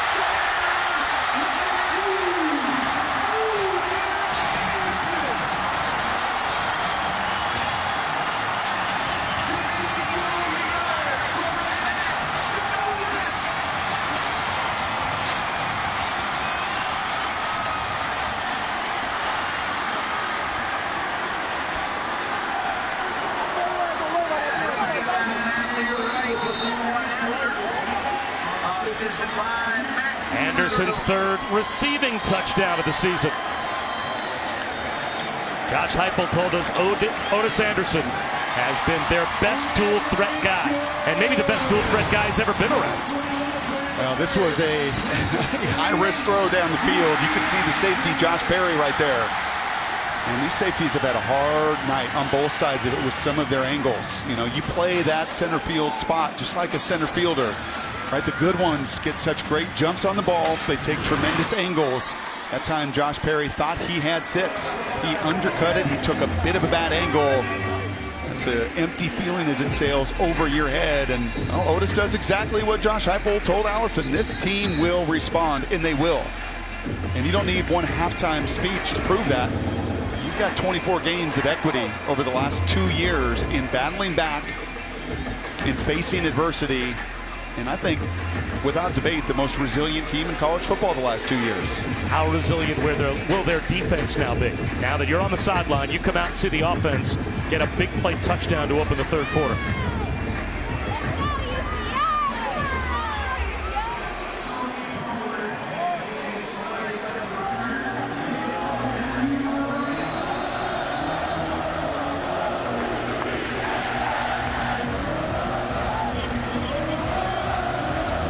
Been a long game already for DJ Mack. He has paid the price often, but that time he delivers a touchdown strike.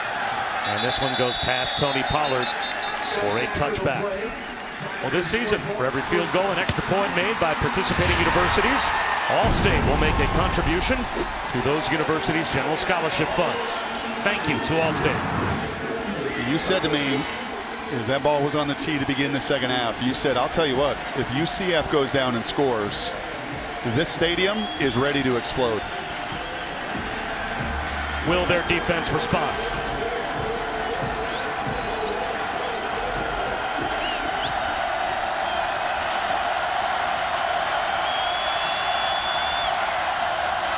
Henderson up the middle, 2 yards. That time, Richie Grant was there selling out to stop the run. Yeah, there was no disguise there, was there? There was no safety at 8 yards. There was safety at 3 yards from the line of scrimmage.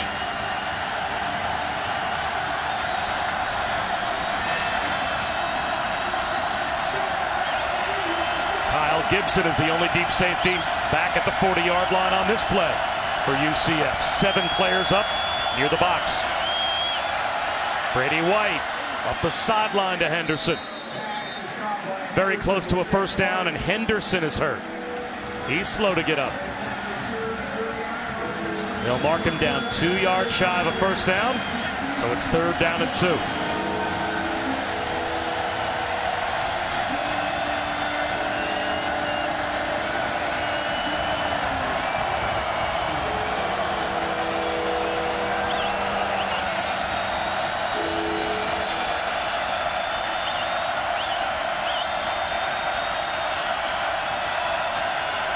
Direct snap to Patrick Taylor. He's got the first down with a flag thrown in the offensive backfield.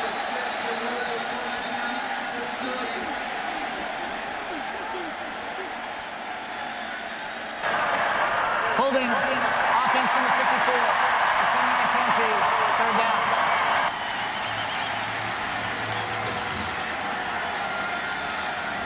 That's the senior Drew Kaiser, one of 10 offensive linemen to start 40 straight games in college football. Yeah, and you can see the effort right there in the middle by Connors.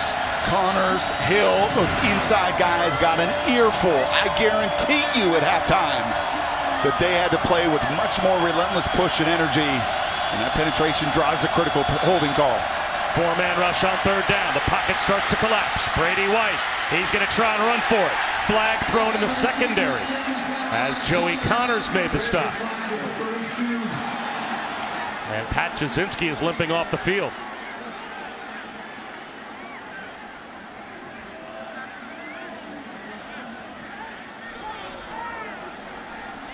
I think this might be a hold against the linebacker, Nate Evans.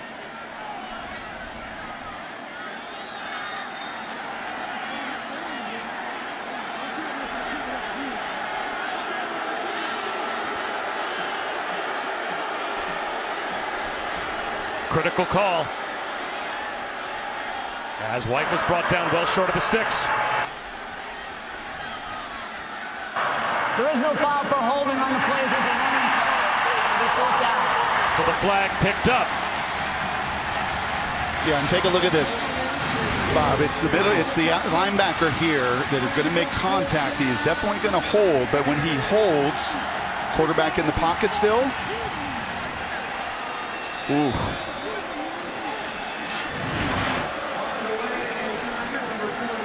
One coach happy, another coach furious. Mike Norvell can't believe they picked the flag. And I think he should be again.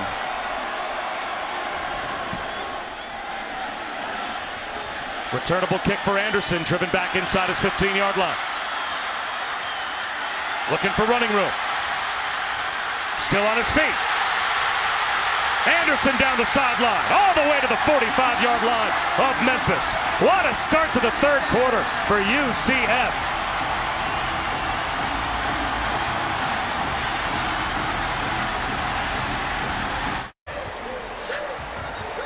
Memphis head coach Mike Norvell being explained to about why the flag for the holding call that would have given Memphis a first down was picked up. He's not buying the explanation. Bob Wishoes and Brock Ewert, Allison Williams here. And Brock, hard to argue with why he's so upset. Oh, yeah. I mean, this is right here. This is as obvious as it gets. That's a takedown. He impedes his route. He can't run his route. I mean, I have no idea why this is now a couple occasions. They've had conversations and picked up those penalties. Best starting field position for UCF. Mack tripped up behind the line. I like conversation. You know that. I love when those guys get together. What did your eyes see? I think it's a championship weekend. There's an incredible amount on the line. But when that first flag comes out, it came out for a reason. And you saw that hold, and I am really surprised they picked that one up. McCray, a former walk-on who was put on scholarship this season, grinds out 7 yards. Big third down coming up for UCF. Yeah, and it was a big third down right here. A big third down that is just can't, to me, be any more clear. Quarterback draw. Mack moves the chains. But you know what? If you're Memphis and you're Mike Norvell, you know it. You know you're going to be up against adversity out on the road. Some calls are going to go your way, others aren't, and you have to flush that, much like you had an adverse season this year. Right? And you had to win 4 in a row, and that has to now be the messaging. Nothing you can do about that call now. Mack out of the pocket. Gets walloped at about the 29-yard line, gets inside the 30 to the 29, picks up 5. Joseph Dorcius was there to make the stop. Much like this kid's done with 2 fumbles. You're going to wallow in your mistakes. You're going to worry about what's done in the past. You got to forget it and press on to what is ahead in a very long game with a ton of plays. And all you got to do is look at the recent history between these two over the last 2 games.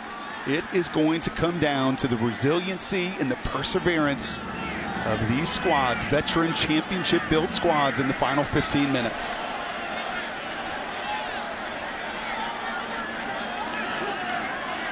Taj McGowan, very close to a first down.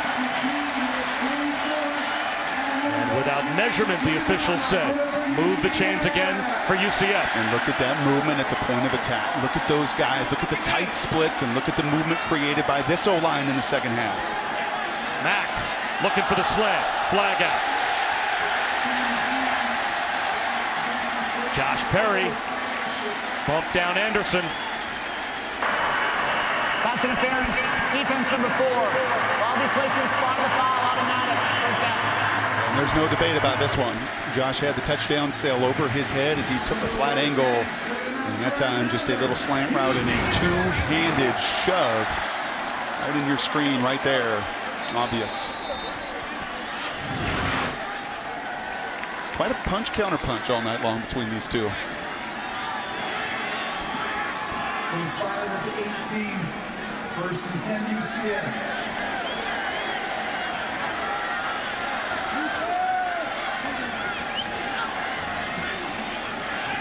Back off play action again. Slant. This time it's there.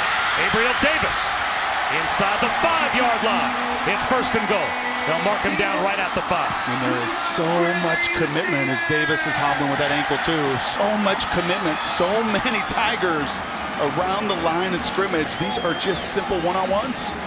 And if you're Chris Ball defensively, I mean, this has got to be the plan. If you're going to lose tonight, you're going to lose with the arm of Mack. Right now, he's beating him.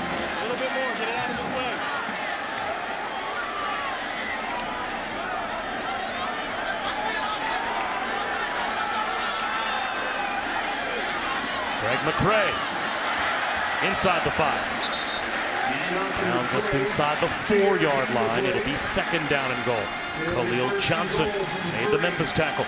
And you could see a group that runs the ball so doggone well with so many weapons, including their quarterback, and Milton with 9 rushing touchdowns himself this year. That's how you get to those very elite numbers. Anything above 75% is winning football. 80% helps you be undefeated.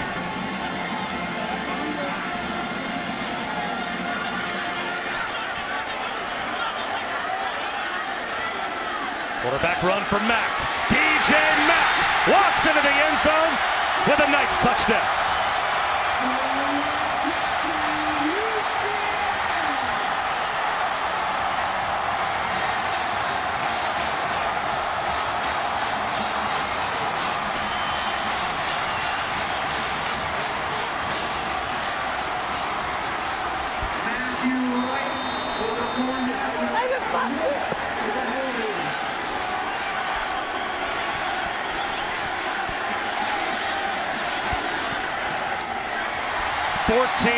To start the third quarter for UCF. You expect anything less from these two teams?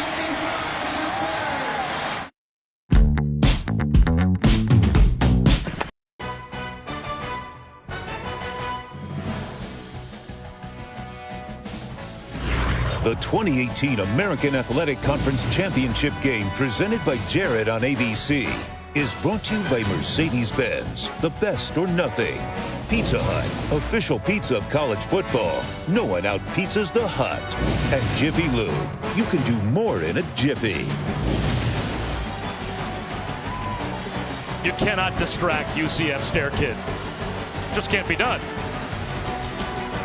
Even in the midst of all of this excitement at Spectrum Stadium, he cannot be distracted. You just never know how a star is born. Crazy lady in Utah, the book guy in Tallahassee.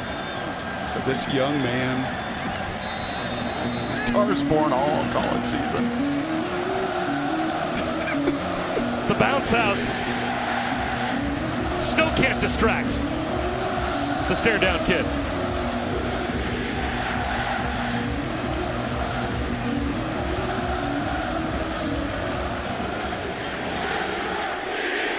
To start off the third quarter for UCF. Here comes Tony Pollard, wrapped up as he gets close to the 20-yard line.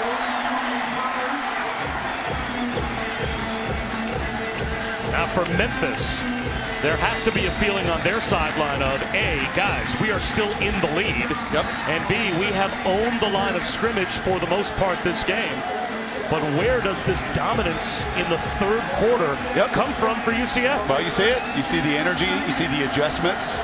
A group that came out and executed offensively, got the stop they needed. And you're playing against the best in college football in these 15 minutes right here. This is what you ask for on championship weekend.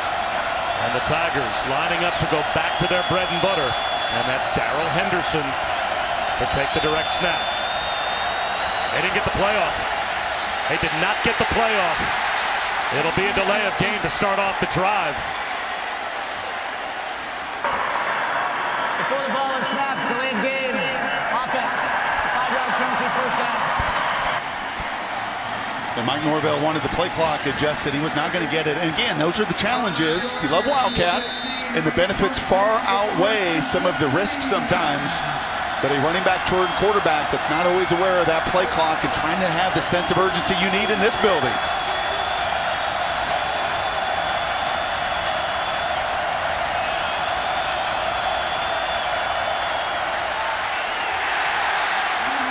Henderson lost his footing, looking for a cutback lane.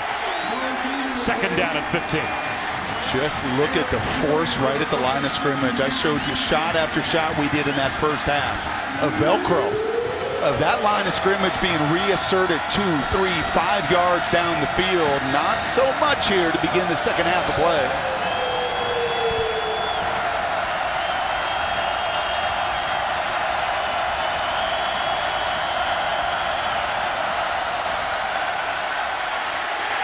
Third down and 15. Rashard Causey tripped up Henderson. And Tristan Hill was 3 yards in the backfield. Engine number 9 down here in Orlando is making his presence known.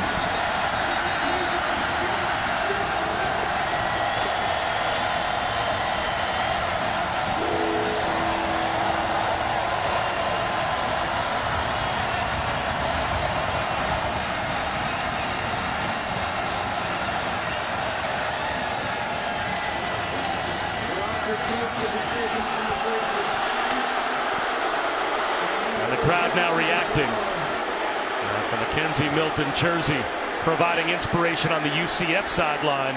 An injury to the right tackle Roger Joseph. Back in Orlando, it's time to honor those who served, brought to you by Navy Federal Credit Union as we highlight Brandon Lawson, UCF Director of Player Personnel, a former Marine Corps Sergeant. He served 6 years, in part working as a helicopter crew chief to protect President Bush while aboard Marine One. He came to UCF in December, and while he never played football, he said it's a lot like the Marines because it's not about the hours you put in, it's about working until you get the job done, about everyone coming together for a common mission. Brandon, we thank you for your service. Bob? UCF's defense has gotten the job done. Although they're going to give Memphis a free play here. They jumped off sides on third down and 15, and to make matters worse, a coverage bust. As Magnifico, the tight end, still on his feet, rumbling into UCF territory. A third and 15 conversion. A gain of 41. 17. Offside. Defense number 10. His decline, the result of the play is a first down. And how about the balance to stay on his feet as he never hit the ground? Fell on top of Neville Clark. And how about the job of Brady White making the biggest play of this game? By far, maybe the biggest play of this season with where this third quarter was looking for the quarterback. Play action. That ball batted down as Kyle Gibson got in the passing lane.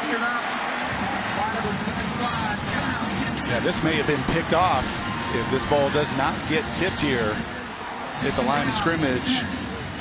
As Brady's wide receiver was stumbling as well. Man, this has been a game of inches, a game of calls, a game of tug of war at the line of scrimmage. Exactly the kind of game you wanted on this Saturday night.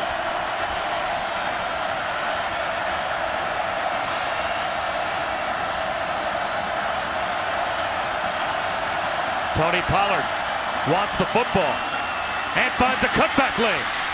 This looks like the first half for Memphis as Pollard dragging Knights inside the 25-yard line.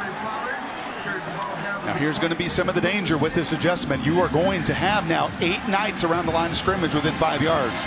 And if you can make that one miss, there are going to be explosive plays. I mean, you just have to sell out. Watch these safeties. That's been some of the adjustment here in the second half as you are getting around the line of scrimmage. You have to do it, but there still can be big plays if you get people blocked.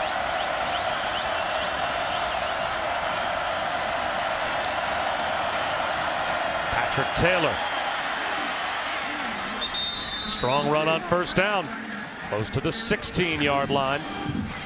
Titus Davis made the stop. How big was 3rd and 15? Changed the game. I mean, your odds in this building of 3rd and 15 down in that end zone with the amount of noise in this third quarter, and the number is pretty clear, the best third quarter team in college football. Infinitely small. And yet Brady beat him with the cadence, kept the play alive, and the huge conversion that's changed a little of the momentum. Darrell Henderson shaken up earlier on this drive. You saw him on the sideline, no big deal. You got Patrick Taylor, who's now over 100 yards as well. He gets the call again. He finds room again. First down again to the 10-yard line.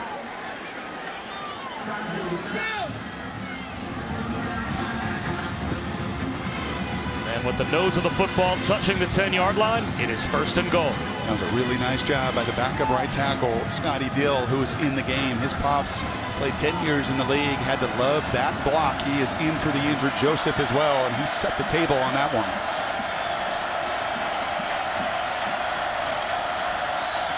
Taylor. Gang tackled at the 6. Nate Evans led the charge for UCF.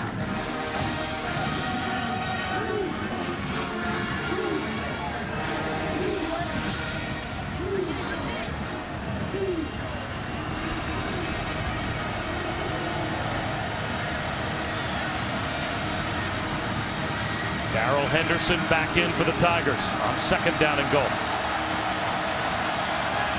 And he's in the backfield with Pollard.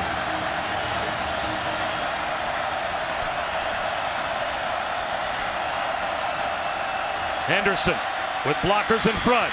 Spins to the 2-yard line. There are just some massive collisions with these safeties, and that time it was Kyle Gibson that had to come up in that one-on-one situation. I might be thinking very seriously about 2 more downs and just continuing to run the ball and make that statement.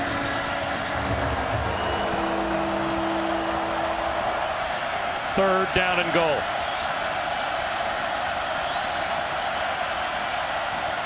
Play action.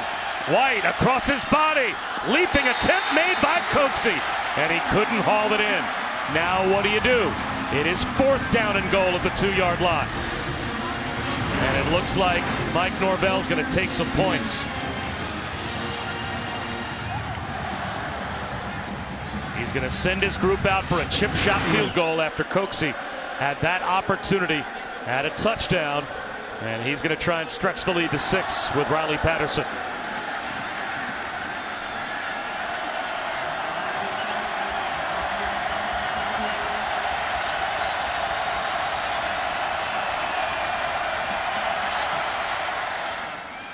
Patterson puts it through.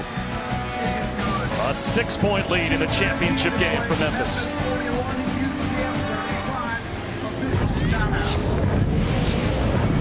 ESPN, home of the college football playoff.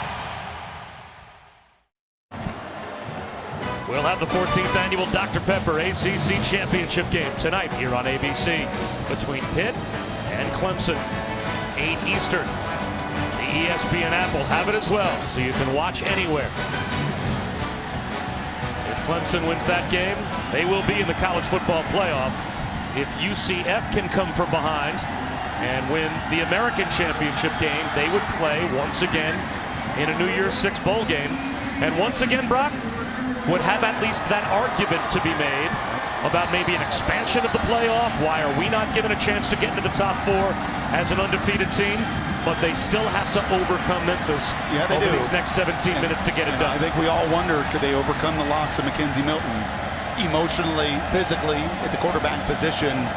And right now, Mackenzie, who I know is watching this game with his dad, has got to be so immensely proud of the fight in these nights. Killins cut down at the 24-yard line. Another update with Matt Barry. Guys, time out for the All-State Mayhem moment. We have something brewing in Atlanta between Georgia and Alabama. Jake Fromm, 23 yards to Riley Ridley. Fromm, 15 of 19, 162 yards, 3 touchdowns. Dogs up 14 in the 3rd. Well, maybe that SEC that Alabama just ran through so easily didn't really get them championship battle tested and ready. This UCF team that had to battle injuries, this UCF team that had to battle adversity up in Memphis, down 2 scores. A group that has gone through some of those tough battles. An Alabama team that has not, that right now got to be one of the biggest shockers in all of college football this season. Jet sweep to Anderson. He's got 5.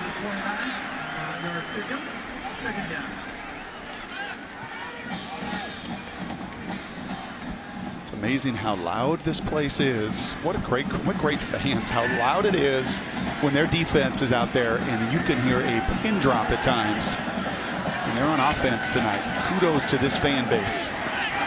Bray.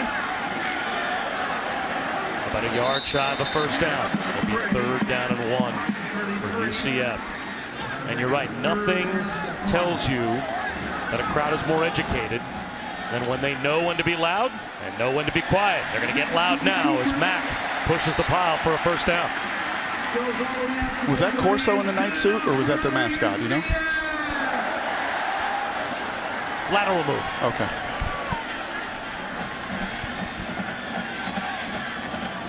Play action. Quick throw to the sideline to Marlon Williams. And Mack has a 7-yard completion. And they've got this crew on their heels. You can just feel it. You felt it with McKenzie for 24 games. That defense just did not have answers. You put numbers in the box, well, we're going to throw it. You keep safeties deep, you're going to run it. It'll be third down. McCray hit by J.J. Russell right at the line of scrimmage.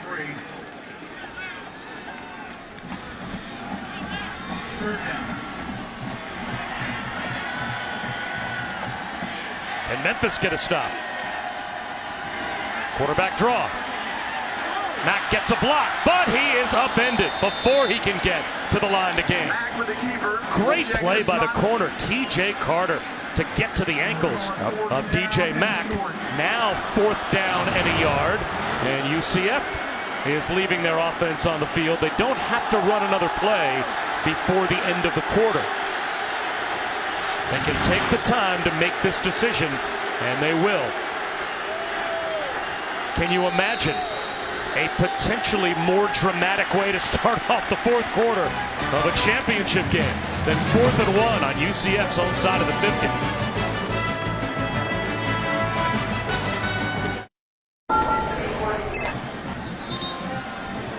Welcome back to the American Athletic Conference Football Championship game on ABC, presented by Jared.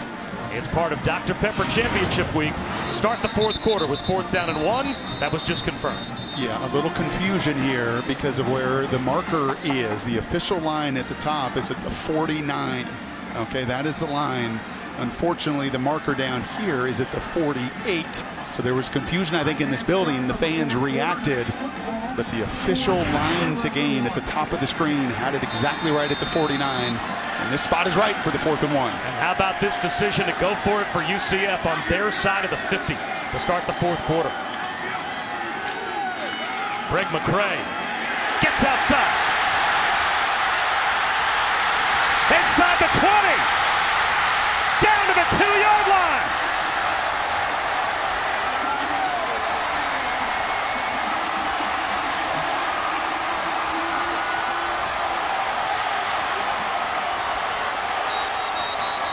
T.J. Carter saved a touchdown. Again, UCF wanted to go quickly, but there is an injured Tiger back at midfield behind the play. That's Tyrese Lindsey, the strong safety. A tremendous job on the right side of that line. It all started with Jake Brown, the first-team all-conference player that sets the edge. You've seen it the other side. It's been power football in the American Conference tonight, baby. It's been a line of scrimmage game. And that time, the 3 first-team all-conference members, it was Brown, it was Schneider, it was Johnson, that I guarantee you at the end of that 3rd quarter, had a little talking to with the head coach. Said, you trust us. We got you here. We're going to get you this first down and even more with yet another explosive play in this one.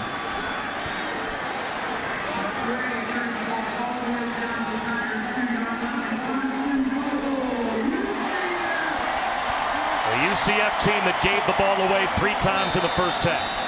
Trailed a couple of times by 17. Knocking on the door to take the lead.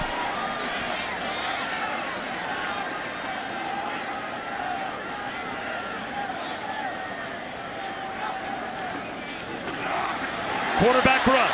Breaking a tackle is D.J. Mack. He's got another touchdown.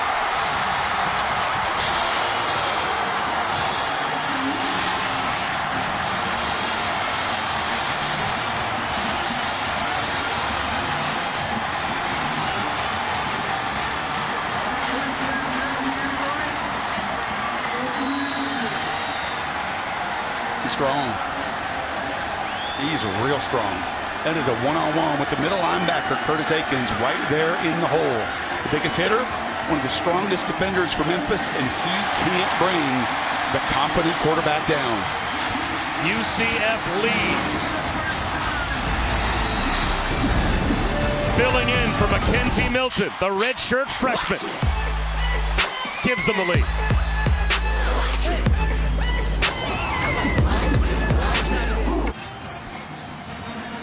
The very appropriately named Hope Mack, the mom of DJ Mack, who is watching her little boy run like a man and give UCF the lead, as he has a couple of second half rushing touchdowns. As we take a look at our Pacific Life game summary, what a turnaround Darryl Mack has engineered here in the third quarter for the Knights. Yep.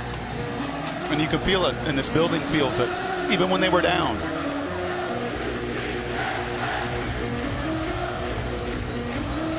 And now the booth is shaking, Bob. It's the bounce house for a reason. Pollard from inside the 5.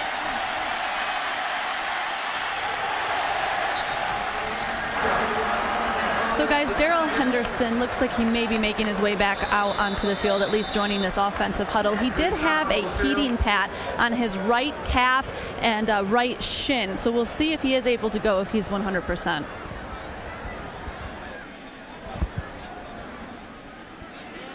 That looks like Antoine Collier, backup defensive back, injured for UCF. Darrell Henderson went over 200 yards rushing in the first half. So if Memphis can get their workhorse healthy and on the field, that could change this game in the fourth quarter.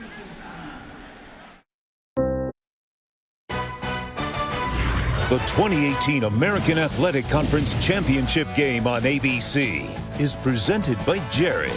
Dare to be devoted. And in part by Pacific Life. Experience the power of Pacific. Mackenzie Milton, I'm sure he can feel the support that has rallied around him here at UCF all week. And on game day, Ohana means family in Hawaii, and that has become a hashtag combined with his number. And boy, has his team responded, down by 17 2 different times in this game. UCF has come back to take the lead. Now how will Memphis respond? Behind the line, down goes Darrell Henderson again. Tristan Hill, another tackle for loss. He has just been an absolute monster. He has been the unblockable guy. But ultimately, Randy Shannon, that defensive staff at halftime said, who's it going to be? Tristan, he had 2 tackles for loss in that first half. Can you do it again? Can you back it up? Can you be the one that is going to create the penetration and stop these home run hitters from swinging?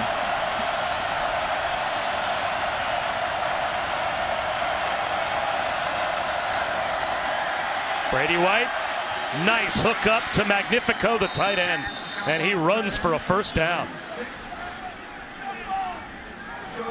Antoine Collier, by the way, who was injured on kickoff return, took a headshot as he was the player that got in and made the stop on Tony Pollard. And he walked off the field very slowly, and they're checking him out. Jump ball. Coming back to make the catch is Devontae Coxey. Josh Heupel and the sideline for UCF looking for a push-off on Brandon Moore.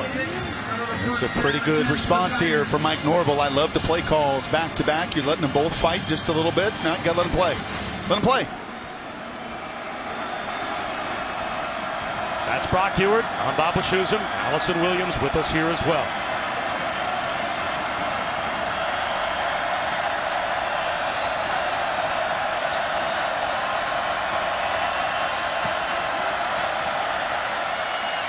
Pollard takes a hit and gets out to about the 49-yard line. Back to Matt Barry. Guys, we have movement in the SEC Championship after a Georgia touchdown. Here comes Tua to the 5-star freshman, Jalen Waddle. 51 yards for the touchdown. Tied answer, 1-score game late in the third. Championship Saturday, any fun? Brady White out of the pocket. He'll tuck it under and end up about 3 yards shy of a first down. There's Tristan Hill again. He is He's just playing the game of his season. Second team all-conference last year. And he's just not been the same kind of factor this season, but this is all want to. If he does not do this, this is another first down instead. It's going to be a 3rd and 3, and this stadium once again is going to come roaring. There's your impact player, as it looks like he might be cramping up after that sprint to the sideline. So he's sold out to make sure that Brady White couldn't scramble for a first down. And it looks like they need to stretch him back out.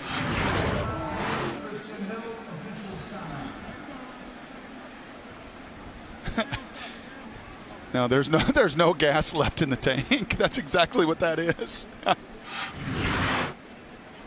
I'll tell you, there's something about Alabama, Georgia that those two teams just match up wise, coaching wise, familiarity of scheme, and they know each other so well that sets up that fight. And just like this one, these two have played each other 4 times. There's no secrets in personnel. There's no secrets in game plan. There's adjustments, and there's a whole lot of effort. But just 2 great battles here on championship weekend. Well, we're just on the verge of the bowl season, so you need ESPN Plus. You can start your free trial by downloading the ESPN app or visiting ESPNplus.com, as you can stream college football all season long on ESPN Plus.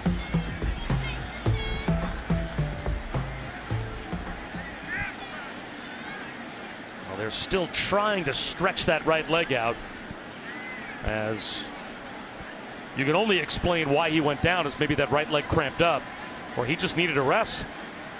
But a big 3rd down where you would want Tristan Hill on the field. And he's going to have to come off. I'll tell you one other thing I've been really impressed with tonight are both Heupel and Norvell as play callers. Mike Norvell is head coach, play caller. Josh Heupel is head coach, play caller. And you see it at the NFL level with Sean McVay. You see it obviously with the Saints as well. Sean Payton there. And when that is your gift, right? When you played the position, you were a coordinator at Oklahoma. Mike Norvell, he's been a coordinator all the way up as well at ASU. This is your gift. And these two are excellent at it. Punch, counter punch. Adjust. Take what the defense gives you. Assert yourself. Been fun little back and forth between 2 excellent play callers as well. Big 3rd down after the injury timeout. Screen. Mashane Slade. First down. His first reception. And that is a big one. What a great call. Again, great call. You've seen it. You've seen Wildcat, but you're not just stuck in one thing. You know, this possession in particular, moving the pocket, play pass, get the ball out of your hands. Just do not let that defense get comfortable with just one look. Anderson. Nothing there. Where was this in the first half? Nate Evans makes the stop. This is a young man that ran for 200 yards plus in the first half. They were gashed for a massive number of rushing yards in the first 30 minutes. And UCF's defense has been a totally different group in the second half. Penetration up front. Linebackers reading their keys, being out in front of it, not on their heels, absorbing the blocks 3 yards downfield. Out of the pocket once again is White. Once again, he'll take off and run. Tiptoes the sideline for a Memphis first down. Big time. Big time, Brady White. These are the moments that you live for. This is why you transferred after an injury-riddled season there at ASU. That you got there in the spring and won this team over. Couldn't make the plays in the second half of the first matchup between these two. But he has played a brilliant second half, managing, owning the football, and owning these 3rd down conversions. Now White again splits out wide, setting up the Wildcat with Patrick Taylor. And Taylor will run power right up the middle. And that's good for 5 yards.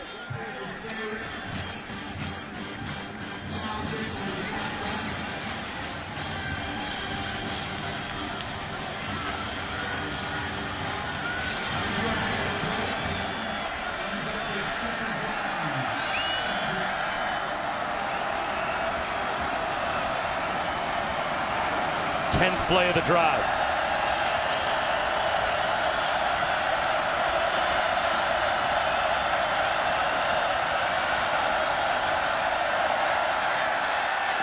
White contested, broken up.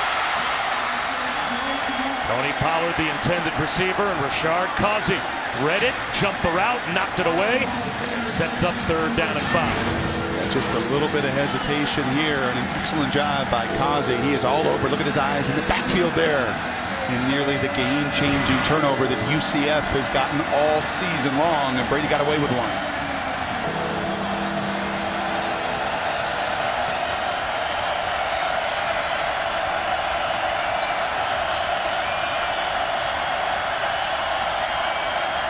Four-man rush. Brady White out of the pocket again. Fires one across his body. That's broken up at the 10-yard line. Neville Clark, another pass defensed. Folks see the intended receiver. And now you're in that gray area, 4th down and 5. And it looks like they're going to send Riley Patterson out to try and take the lead. You give A.J. Wooten some credit there as well. Beautifully played. The arms off the back right there. That's how you do it, young corners. Don't go through the body. Don't grab and reach. And what a big opportunity here for Riley after a critical miss in this game a season ago. He missed a couple last season, including a 51-yarder. That would have avoided overtime. This one just wide right from 45, and UCF maintains the lead.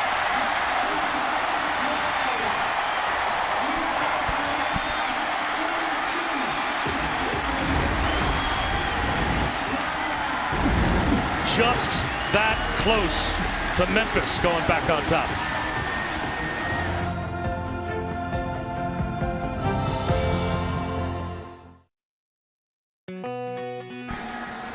It's the 14th annual Dr. Pepper ACC Championship game coming up next between Pitt and Clemson. Hopefully, Chris and Herbie will have a game anywhere near as good as our game has been. 8 Eastern here on ABC and the ESPN app. So you can watch anywhere. What chance is there that Pitt puts a scare into Clemson? Well, they better run it, and they better run it for 4 quarters. But unfortunately, their strength in that matchup is exactly the strength of Clemson as well. Patient run here from McCray. Gets outside. McCray down the sideline. Hit from behind, but not before he crosses the 50. J.J. Russell brings him down, but it's a 26-yard gain. And how patient was Greg McCray behind the developing blockers? Yep.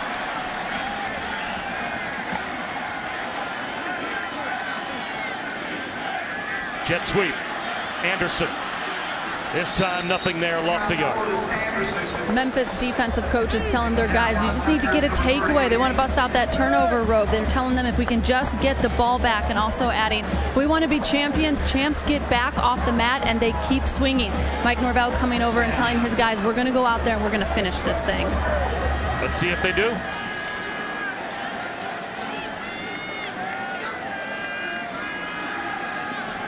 Mack. Inside the 40-yard line.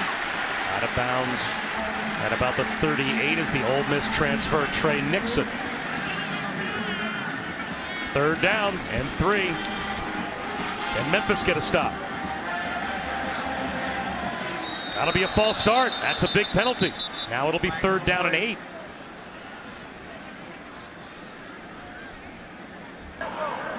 Snap infraction, offense, number 72. It's a 5-yard penalty, 3rd down.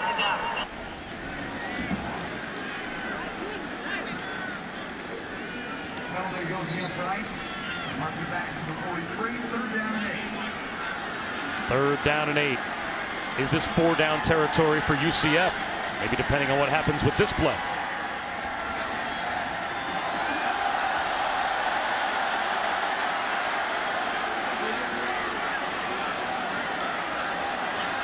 Play clock under 5.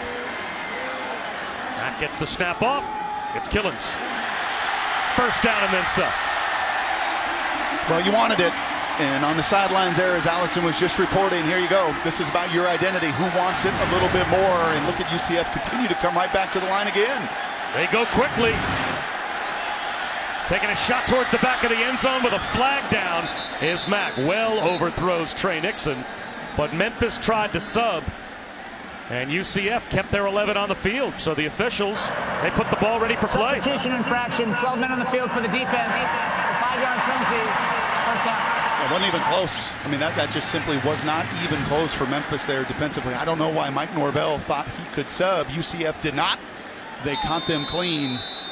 And this is all about identity. That third down and 8, all about identity. That UCF feels like up front they are bigger, they are stronger, they are tougher.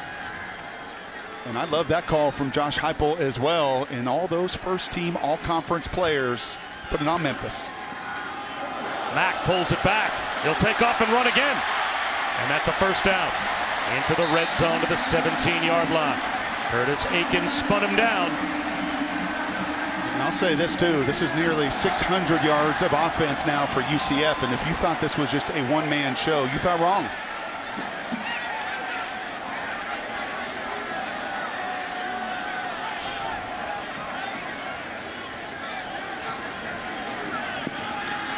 Gillens, jump cut to the left. Close to the 12-yard line, they'll mark him out. Looks like right at the 12. Sanchez Blake bumped him out. That's a gain of 5.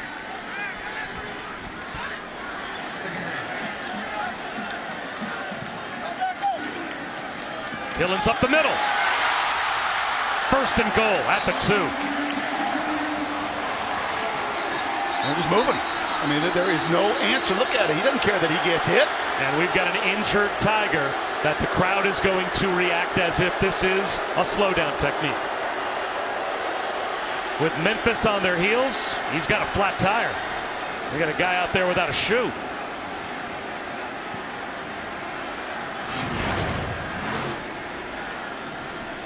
J.J. Russell is the injured Memphis player. You know, that first half, we talked about the Memphis crew up front, just this line of scrimmage in this surge. And I just cannot give enough credit to these guys. Look at the movement. Look at them down the field right here. Look at this double team. These are 2 all-conference players. You want it when the game is on the line? All you've got to do is get to a body on a body and let these guys behind you who have such incredible courage at 170 plus pounds running right between those tackles and wearing Memphis out. 617 yards, 80 plays, down 17, and it doesn't matter. When you have championship DNA that has been built for 2 years, you salivate over these moments to finish.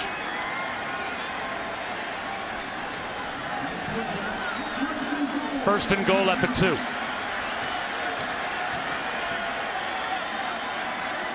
Mack looking for another rushing touchdown. He's at the goal line. He's got it.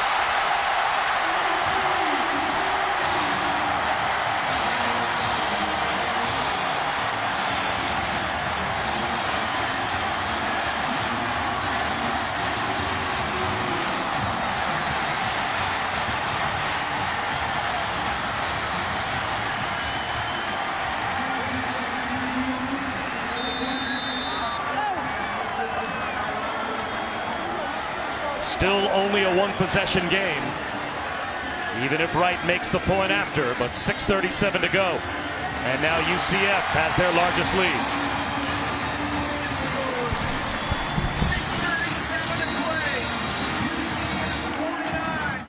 Fansville by Dr. Pepper. An 8-point lead for UCF with 6.5 minutes to go. Bob Wischusen and Brock Ewert, Allison Williams at the American Championship game as we take a look at tonight's PlayStation Player Index. Darrell Henderson, talk about a tale of 2 halves. This pretty much symbolizes the game. And it symbolized what happened up in Memphis, Tennessee, where the Tigers were running all over UCF in the first half and had a 2-possession lead in that game as well in their own building.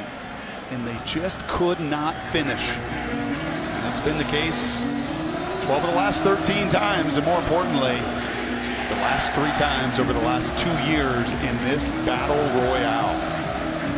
Tony Pollard has 6 career kickoff return touchdowns. His next would tie an NCAA record. Except here it's Henderson. He's going to throw one back to Pollard. The trick play is at least going to give Memphis pretty good field position. How about that setup? That's really well done, and that's hard to do, to not be a forward pass because of momentum. Typically when you've seen that done, you know, those guys get so excited that you're going to see very well to get that first forward momentum and make sure it is thrown laterally there. That's perfectly executed.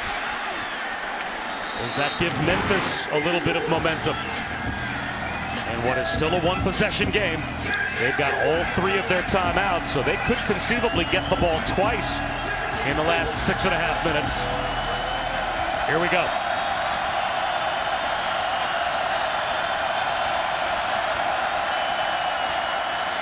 Incomplete. White was looking for Patrick Taylor. Good coverage from Nate Evans.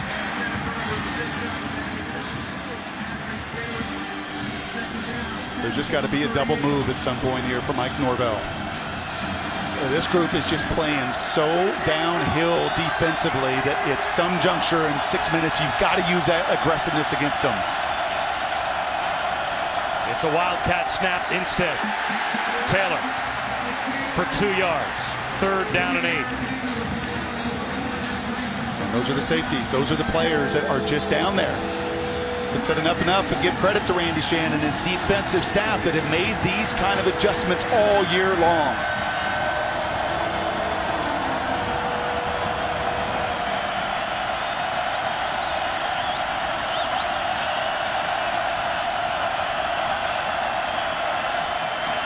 White under pressure.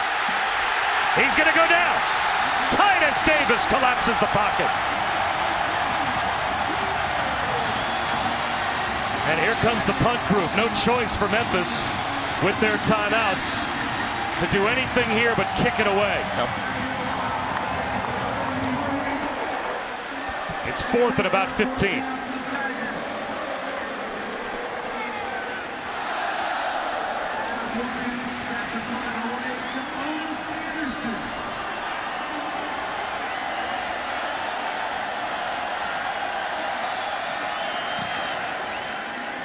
Good punt from Williams. Anderson, an immediate fair catch inside the 20-yard line. You've not seen this kind of pressure. And I think the left tackle, Travion Tate, one of the best, but Titus gets to him. Titus Davis beats him off the jump. And that's just a perfect picture of these guys that are just playing a tick ahead. The 40-some thousand in here that are going nuts, that are creating chaos and havoc at the line of scrimmage. And these Knights are feeding right off that energy.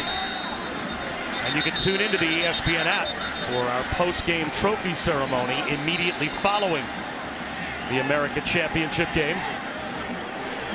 And will it be back-to-back years handed to UCF with a win over Memphis? Or can the Tigers get a stop, use their timeouts if necessary, and get the ball back to their offense with one more chance? Greg McCray. Just across the 20-yard line stood up by Jonathan Wilson. Now, Brock, I know these tempo teams only practice tempo. There is no reason for UCF to do anything other than take the clock down as far as they possibly can before they snap it again. Shorten this game. And they're at the line, set to go with 20 on the play clock. And they snap it with 17 on the play clock. Mack, he's going to go deep for Snelson. He's got it. Why wait?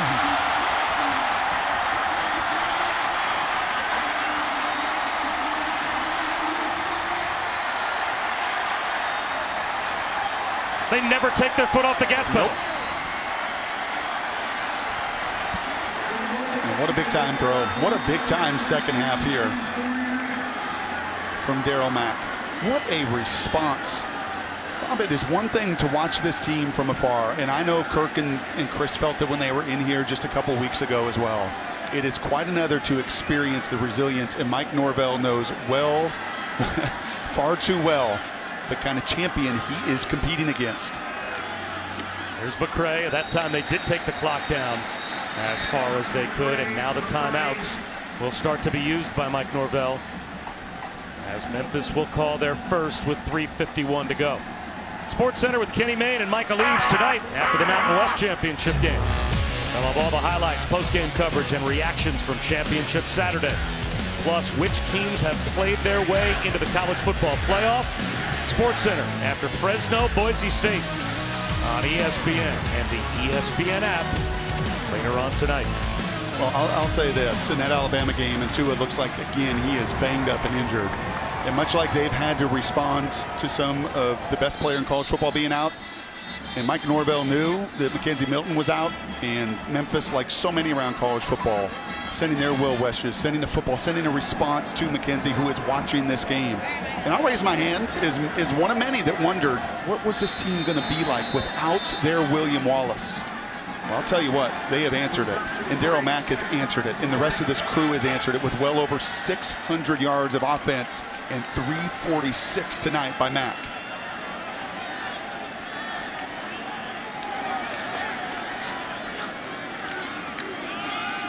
Killins has a crease and a first down. A backbreaker for Memphis defensively. Guys, a lot of what Brock is talking about is exactly what Coach Heupel told us yesterday. He said championship teams aren't always the ones with the most talent, but there is something special about a group that can win. And this group has it. There's a brotherhood, there's a competitive spirit, an ability to handle adversity. He said these kids are special. You don't do what they've done unless you have an extremely special group. We're seeing it again tonight.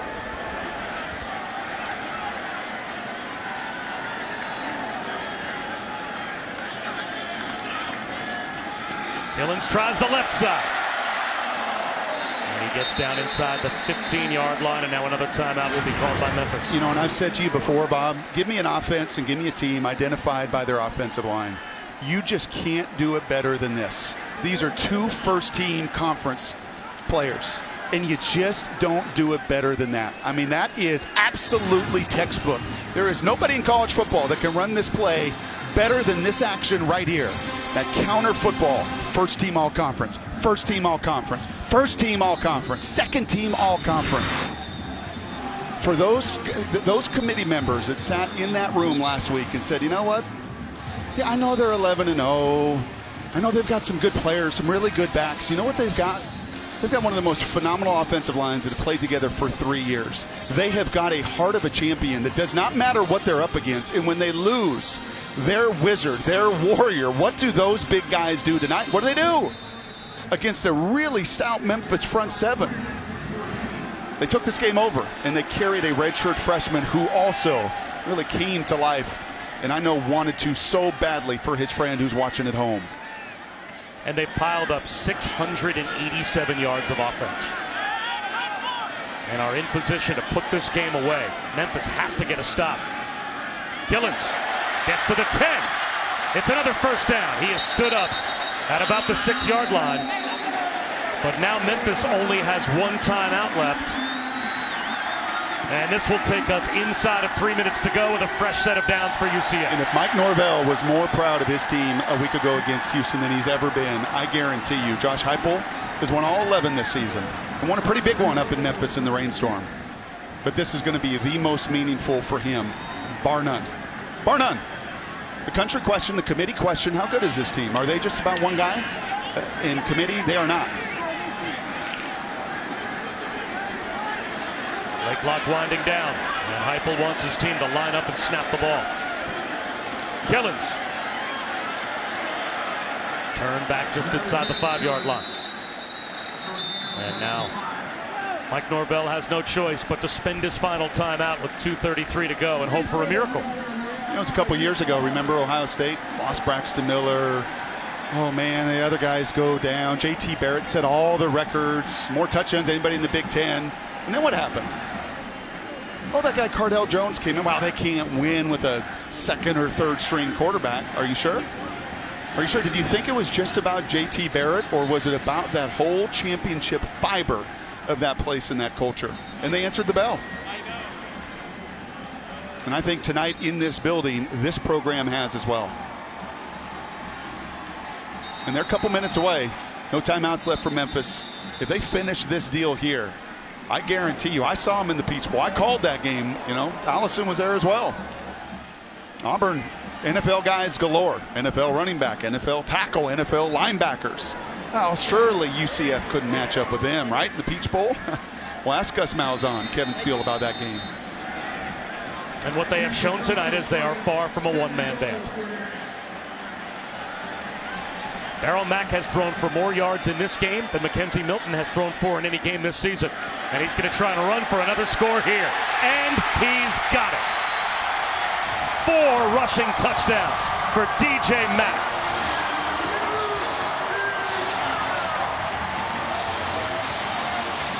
There's going to be some kind of party in Orlando tonight.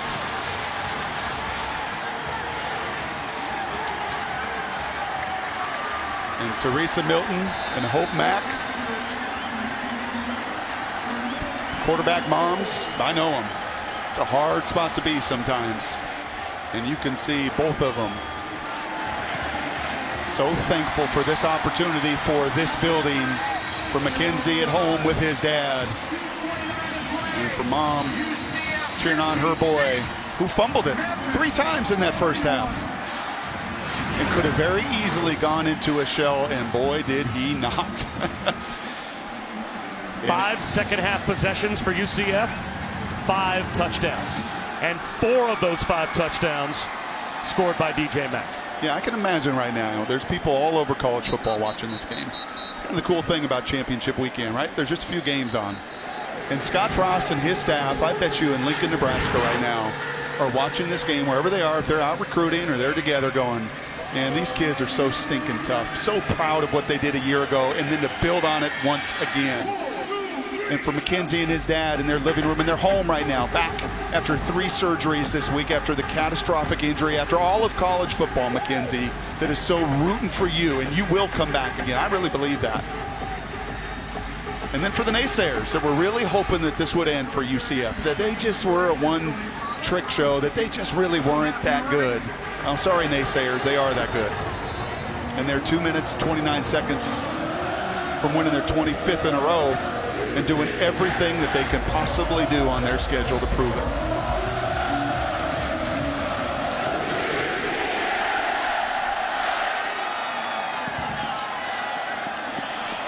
That kick out of bounds, so it will come out to the 35-yard line.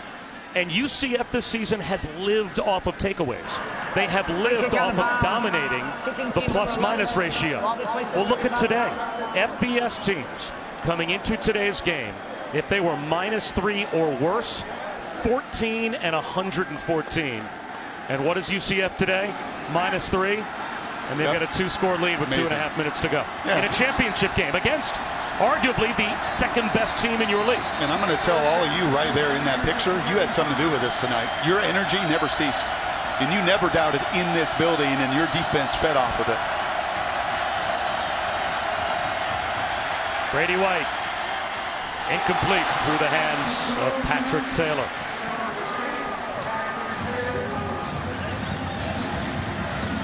They're unpacking the championship t-shirts. 2:24 to go and no timeouts for Memphis. So they need a score, and they need an onside kick.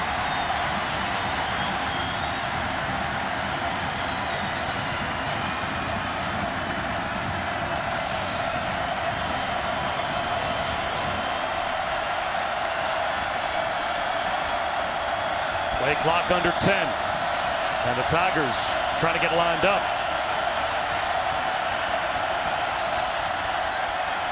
White forces one to the sideline. And that is good to Sean Dykes for about a 4-yard gain.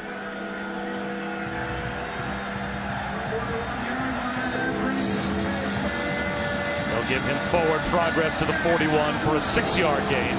But it's still 3rd down and 4. And Memphis has got to go. They need a sense of urgency here with 2 minutes to go.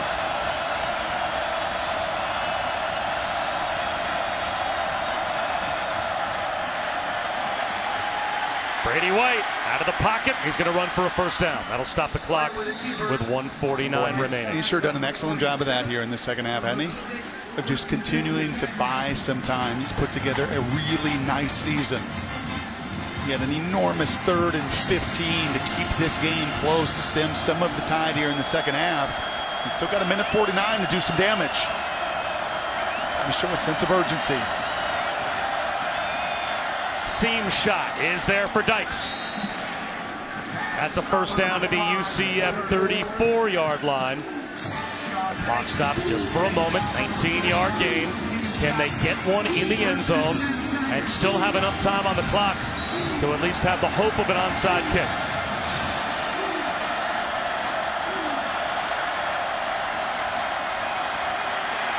Avoiding a sack is White and throws it away. Smart. You can see the reinforcements coming on the field. 4 fresh nights for Mike Norvell. And this offense that is built to run first. You saw in that first half, they had the game. They had it stylistically the way they needed to. They were up 17 in that second half. And unfortunately now it is a one-dimensional mode.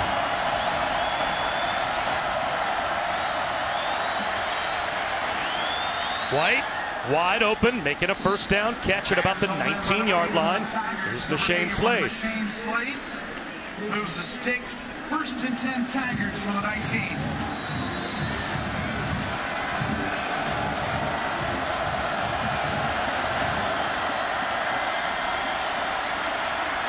White trying to extend the play and does. Throws it away again. 1:09 to go. Yeah, he was looking for Coxie there. That is his touchdown maker, and Heupel doesn't like it. I think he thought there was a takedown holding call that he was not going to get. And the inability to really get Coxie going down the field, their big play threat. With Heupel and his crew credit, they know it. They pay an awful lot of attention to him.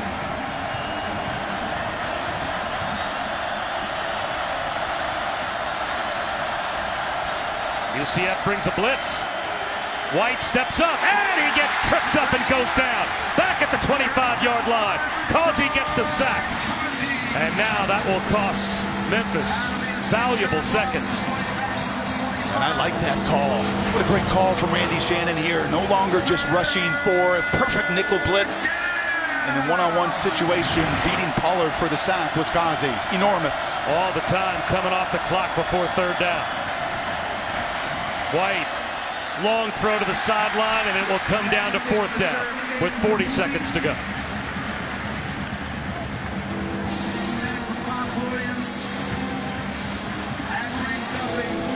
And not only is it 4th down, realistically, if you look at how much time is left on the clock, and you need 2 scores, this can't even be just an attempt for a first down. This ball needs to go to the end zone. Because you need enough time for a score, and an onside kick, and another possession. White, he does throw it to the end zone, and it's intercepted. The exclamation point for Richie Grant and UCF.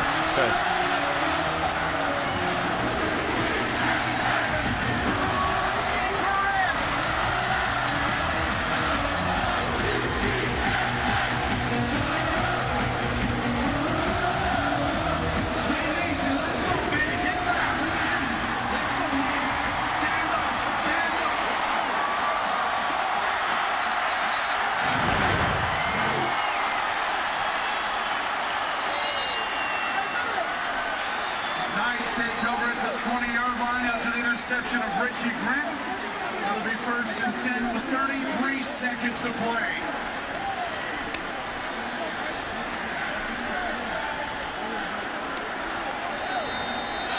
Victory formation for the Knights. 2 different times, down by 17. That will do it.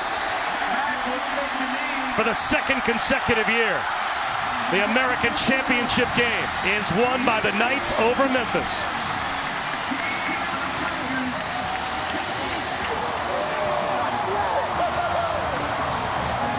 Hearts of a champion. Proved it today. Do the right thing, committee. They've earned it. They're better than the 17 in this country. Period.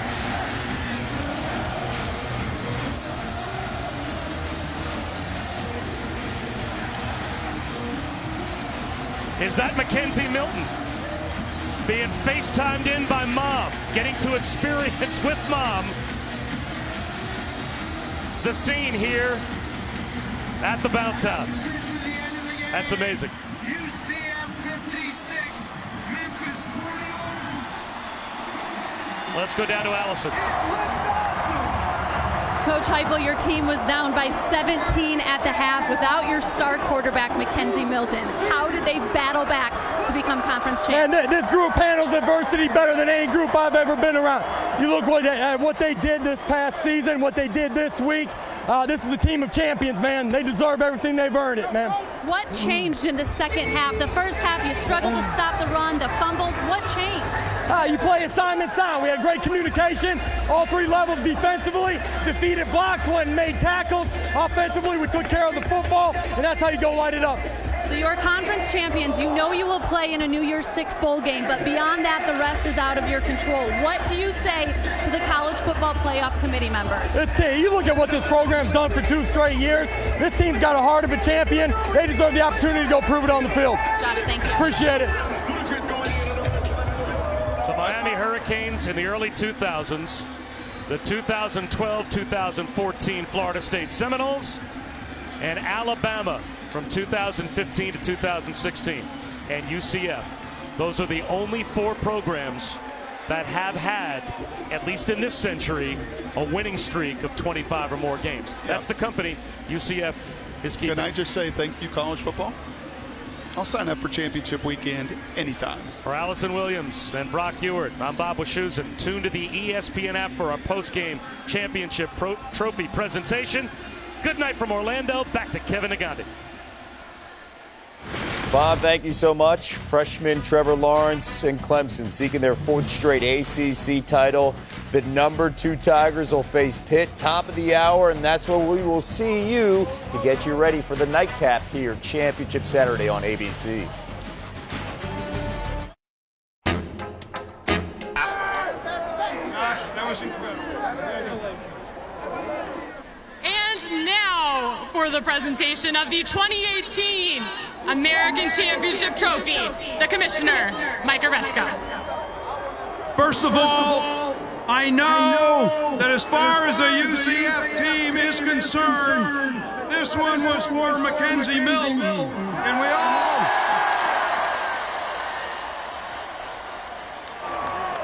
and we're all thinking of him. I want to congratulate the UCF Knights on another incredible season and performance as the American champions, and to Josh Heupel and his incredible staff and the team, a wonderful win. Congratulations to them, and on to the playoff.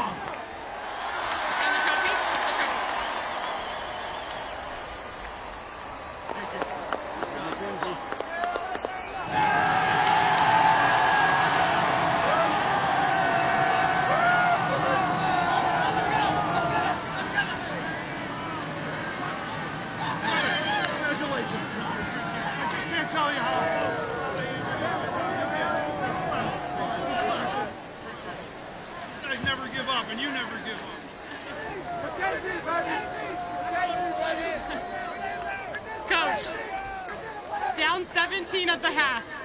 How does your rookie quarterback, Darryl Mack, lead this offense to a major comeback? Our entire football team doesn't blink.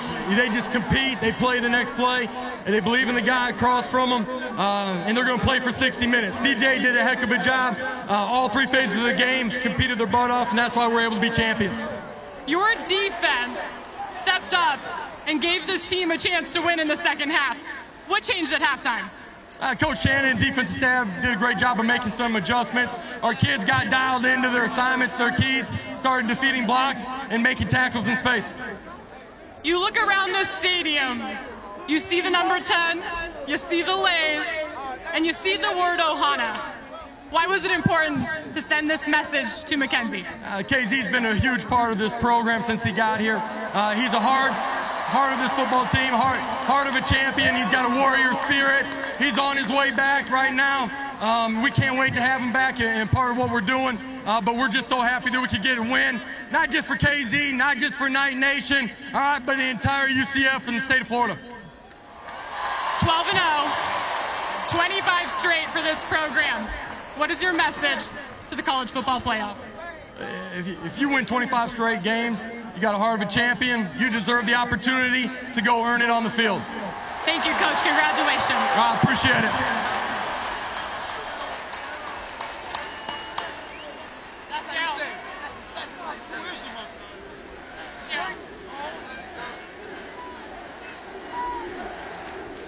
And now the most outstanding player of today's championship game, the quarterback, Darryl Mack Jr.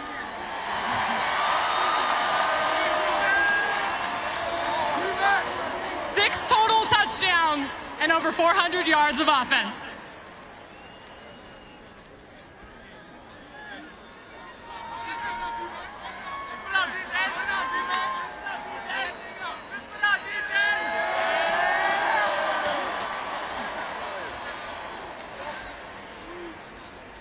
Darryl, you had some pretty big shoes to fill tonight, but you led your team to this victory. How did you do it? Well, you know, all week my team stayed behind me, you know, just telling me that they got my back no matter what. So I just tried to go play out for my team, go play for 10, and I can't thank God enough. That's what I did.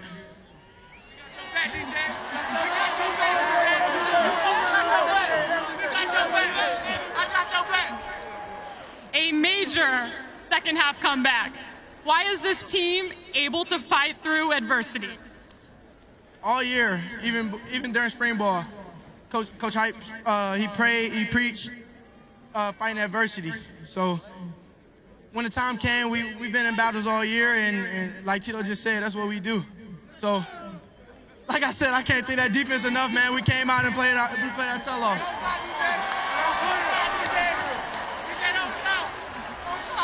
Back-to-back champions, 12-0.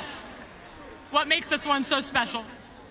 You know, since last Friday, we just had the motto, we're going to go out there and win it for 10, no matter what we had to do. I told them guys during halftime, I didn't care what I had to do. We was going to go out there and win the game for 10. And I love you, bro, and I'm calling you as soon as we get in the locker room. Stay like that. What is your message to Mackenzie Milton as he watches his team from home? I know you laid up in that bed, man. I love you, man. And this is for you. I'm going to call you when I get back in the locker room. Thank you, Darryl. Congratulations. Thank you. Thank you for attending the American Football Championship. Get home safely.